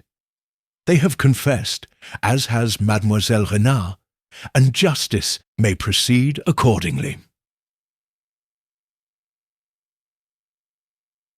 Hush fell. Madame la Directrice inclined her head. "Monsieur Poirot, your rapid and discreet resolution of this matter honours our institution. We shall convene a tribunal to determine appropriate sanctions. As for the Codex, we will expedite restoration and return it to its rightful display." Blanche exhaled, shoulders relaxing. She stepped forward. "I must thank you, Monsieur Poirot. Without your guidance, the Codex might still lie hidden, or worse, suffer damage in inexperienced hands." Poirot smiled faintly. "Mademoiselle, it was your initial summons that set me upon this path. Your devotion to knowledge is exemplary. May the Codex inspire scholars for generations to come." Hastings moved to stand beside the velvet case, as though guarding a royal relic. "And now, perhaps, some light refreshment," he suggested, nodding toward a silver tray discreetly placed by an obliging librarian. "A small ceremony, non?" Madame la Directrice permitted a slight smile. "Very well, a brief celebration in the gallery before the tribunal convenes." She gestured, and the doors opened. The assembled librarians drifted forward, eager to glimpse the codex once more. Inside the gallery, long tables bore crystal flutes of champagne and plates of petits fours. A hush of reverence softened into murmurs of relief and congratulations. Poirot, Hastings, and Blanche found themselves at the centre of a grateful crowd. Even Vauquelin, in uniform yet shorn of authority, stood solemnly at the rear, awaiting formal proceedings. Hastings raised his glass. "To the return of the Codex! Glasses!" chimed, and soft applause echoed under the vaulted ceiling. Poirot sipped with perfect propriety. The delicate bubbles seemed a fitting echo of the mysteries so recently resolved. After the toast, Blanche approached Poirot. "There is but one final matter, is there not?" she asked quietly. Poirot inclined his head. "Yes, mademoiselle. A question remains concerning the manuscript's provenance note, a small fragment torn from the codex itself, found in Vauquelin's possession." He produced a folded scrap of vellum, its script in tremulous medieval hand. This fragment, when pieced with the codex, reveals an inscription dedicating a patron's donation to a sister abbey in Picardy. That clue explains why the codex was targeted now. An opportunist hoped to restore it there, claiming rightful ownership. Blanche's eyes widened. So the theft was not merely for private study, but for repatriation, however misguided. "Precisely," Poirot said. "Ambition and academic zeal combined with personal gain. But a crime nonetheless." As the celebration wound down, the director personally released the codex behind its glass filigree for its official display. A small crowd of visitors filed past in reverent silence, their faces alight with wonder. Poirot observed them through the window of the display case as though appreciating the final flourish of his work. Outside the library, the afternoon air carried the distant ring of cathedral bells. Blanche paused with Hastings and Poirot on the grand steps. "Thank you both," she said, her voice warm. "I believe the codex will now find peace in its rightful home." Hastings tipped his hat. "It was an honour, mademoiselle." Poirot adjusted his bowler. "Mon ami, the pursuit of truth never ends. Yet today, the little grey cells have outperformed themselves. Let us hope all involved learn from their errors." Blanche smiled, offering Poirot a small notebook inscribed with a gift, sketches of the codex's illuminations. "For your collection," she said, "to remind you that beauty, once threatened, may endure." Poirot accepted it with gratitude. "Merci, mademoiselle. I shall treasure it." He paused. Then, with a conspiratorial glint, added, "And perhaps the next mystery will call us to another city, another treasure." They bade farewell at the library entrance. As Poirot and Hastings walked toward the Seine's banks, the sun dipped low, gilding the rooftops of Paris. The city's pulse hummed around them, cafes beckoning, books beckoning, and fresh enigmas waiting in shadowed corners. Ahead lay the promise of new puzzles, but for this moment the codex was restored and justice duly served. its illumination guiding the way to the next adventure.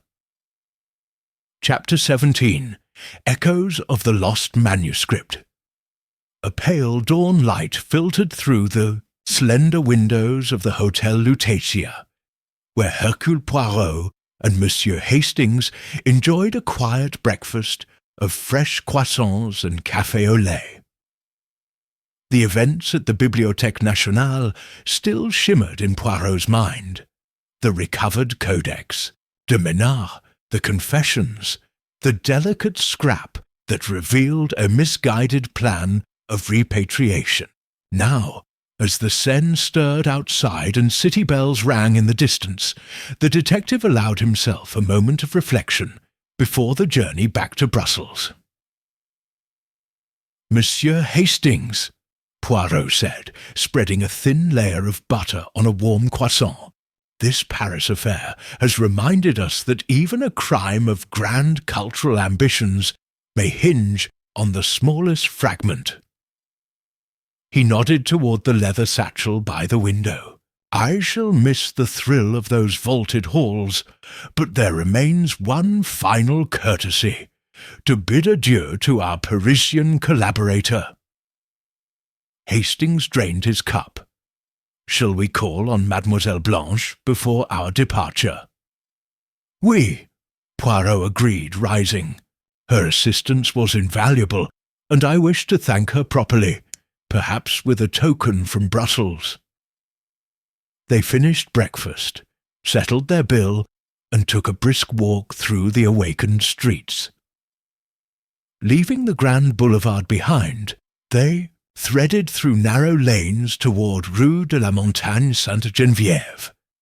By mid-morning, they stood once more before Café Foy, its burgundy awning bright against the pale façade. Inside, they found Blanche arranging a display of newly acquired incunabula in her small antiquarian shop next door to the café. Portraits of medieval scripts adorned the walls, and a delicate perfume of vellum and lavender, Camille's gift lingering still, fragranced the air. "Monsieur Poirot, Monsieur Hastings," Blanche greeted them with a warm smile, her eyes lighting up. "I feared you might have departed without saying goodbye." Poirot waved a gloved hand. "Impossible, mademoiselle. Gratitude demands closure." He produced a small package wrapped in purple ribbon.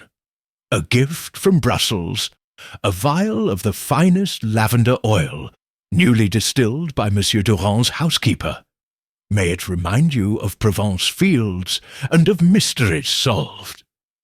Blanche accepted it with gratitude. "Thank you.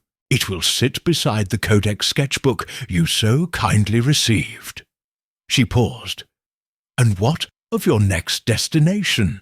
Surely Paris has more puzzles awaiting." Poirot stroked his moustache thoughtfully. "Perhaps so, but for now, duty calls me. Homeward. Duval & C. anticipates my report on the Lavender affair's final protocols, and Monsieur Durand has graciously invited me to a small celebration in Brussels." "Ah, Brussels!" Blanche exclaimed. "You will love the spring there, and should you return to Paris, you know where to find me." "Bien sûr," Poirot replied. "Your friendship and professionalism have been a beacon." He turned to Hastings. "Shall we?" They strolled back through the courtyard, pausing at the corner where a street musician played Sous le ciel de Paris on an accordion. Poirot dropped a franc into the case and tipped his hat, then took Hastings's arm as they walked eastward toward the Gare du Nord. On the platform, steam rose from departing trains, and perron soldiers in dress uniform saluted farewell. The queue 10:45 express to Brussels gleamed on the track, its engine awaiting. As they boarded their compartment, Hastings lowered the window to let in the morning air. Paris was invigorating, sir, Hastings said, fastening his seatbelt. But I cannot wait to return to familiar faces and the comfort of home. Poirot settled into his seat, placing Blanche's lavender vial on the small shelf. He gazed out at the embankment as the train drew away. Home has its own allure, mon ami. Yet every city offers its share of enigmas, waiting for the moment to bloom. He glanced at Hastings. Tell me, Hastings, do you think the director will publish a full account of the Codex's theft and recovery? Hastings considered. Doubtful, sir. The library values discretion. Perhaps an academic paper, but the public account may remain muted. Precisely, Poirot said with a nod. Some truths are best preserved in select circles, much like a rare manuscript. And now I shall draft my private report, for Monsieur Durand's eyes only. The countryside began to unfurl beyond the window. Fields of budding tulips, windmills, turning lazily, and distant villages thawing under spring's warmth. Hastings leafed through the day's newspaper, pausing at a small item about a missing jewel raided from a noble's Parisian salon. Already another mystery in need of attention. Poirot smiled, tapping his cane lightly on the carriage floor. Hastings, it seems our respite is short-lived, but let the little grey cells rest until preparation time. For now, we travel homeward, bearing clues and memories alike. Hastings nodded, pleased by the prospect of a fresh case. Shall I prepare tea, sir? Mais oui, Poirot replied, adjusting his cravat. And when we arrive, we shall toast to friendship, to justice, and to new adventures, ever guided by the scent of lavender and the promise of truth. As the train glided toward Brussels, Poirot closed his eyes, content in the rhythm of wheels on rails. The echoes of the lost manuscript would linger in his thoughts, but ahead lay fresh puzzles, and the unshakable certainty that wherever a mystery arose, he would be there to illuminate it. Chapter 18. Threads of truth woven a new morning light, filtered through the high-arched windows of du Valency's conference room in Brussels, as Hercule Poirot and Monsieur Durand took their seats at the polished mahogany table. The room was hushed, save for the occasional rustle of papers and the low murmur of staff gathering to hear the detective's final report. Not on a will or a blotter this time, but on the curious odyssey to Paris and back, spanning lavender-scented, intrigue to the recovery of a medieval manuscript. Monsieur Durand rose first. He tapped the tabletop lightly. Ladies and gentlemen, colleagues and friends, I present to you Monsieur Hercule Poirot, whose little grey cells have once again untangled a web of motives, secrets, and loyalties that stretched from Greystone Manor to the Bibliothèque Nationale. A warm applause rippled through the assembled solicitors and clerks. Poirot inclined his head, his signature bowler hat resting on the table before him. He allowed the room to settle before speaking. Mes amis, the affair we celebrate today was born of two seemingly disparate strands, a lavender ink blotter designed to distract and delay, and a lost manuscript coveted for its priceless contents. Yet at their core lies the same constant, the human heart, prone to fear, envy, and ambition, and capable equally of courage, contrition, and generosity. He paused, letting those words settle. First, the lavender ink blotter, a harmless-looking blotter steeped in fragrance, meant as a marketing ploy, fell into more calculating hands. through forged codicils, anonymous letters, and painted clues, a solicitor's reputation teetered on the brink. But the steady pursuit of truth, guided by careful scent analysis, watermark studies, and an understanding of professional protocol, restored justice. We witnessed how ambition can stray from honoured service to underhanded tactics, and how integrity, once tested, may emerge stronger. A clerk near the door discreetly distributed 2 parchments, one summarising the new codicil authentication, procedures now adopted by Duval and Siey, and the other a commemorative certificate from the Bibliothèque Nationale, acknowledging Poirot's assistance. Durand nodded appreciatively to Poirot. The second strand, Poirot continued, led us to Paris, to a stolen Codex de Menard, its illuminations the envy of scholars, its commentary a treasure of medieval thought. The mastermind cloaked, their intent in cultural zeal, declaring a mission of repatriation, yet in practice it was theft, deception, and coercion. An intern's youthful hubris, a security officer's misplaced trust, and a chief librarian's silenced doubt conspired to endanger history itself. He tapped the certificate.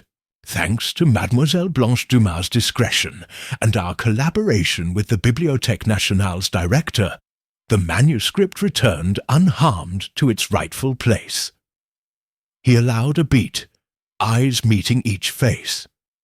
In these adventures, we see that clues are not merely facts on paper or patterns in scent. They are reflections of character. The violet-stamped scraps and lavender oil pointed to greed and intimidation. The master key access logs and smeared footprints revealed fear and remorse. Each misdeed was undone by measured inquiry, courteous persistence, and the willingness of guilty parties to confess when confronted with undeniable proof. Durand rose again.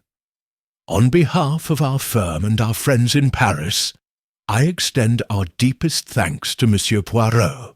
Your methods, careful observation, psychological insight, and unwavering civility have united our offices and our colleagues across borders. The applause in the room swelled, echoing for a full minute. Poirot stood, smiling with modest pride. He accepted a small bouquet of lavender from Durand, grown in Provence, a gift from Camille Delacroix, and tucked it into his lapel.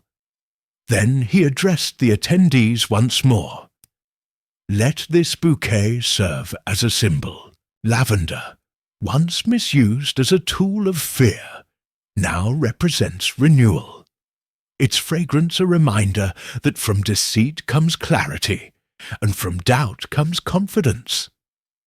And let the Codex's safe return stand as testament to the preservation of knowledge, that no ambition, no matter how ostensibly noble, may override ethical duty.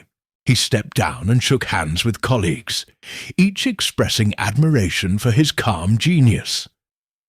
As he approached Durand, the solicitor raised his glass of pale champagne. To Monsieur Poirot, he proclaimed softly, and to the power of truth. Poirot clinked glasses and took a sip, the bubbles dancing like sparks of resolution. Later, as the guests dispersed into the courtyard, bathed in morning sun, Poirot lingered with Durand by the wrought iron fence. Mon ami, he said, we have woven 2 disparate threads into a single tapestry, one of family honour and one of cultural legacy, each concluded by the same principles: curiosity tempered by kindness, analysis guided by empathy, and above all faith that truth, when patiently pursued, will endure. Durand nodded, eyes bright. Will you join me for tea and madeleines before your return to London? He asked. Poirot's moustache twitched in a smile. "But of course, and afterwards my little grey cells will rest until the next mystery emerges, ever ready to chase shadows and knit the torn threads of humanity back together." Together they walked toward the manor's tea-room, lavender blossoms drifting in the breeze, a gentle benediction on a chapter well closed, and the promise of new enigmas awaiting their discovery.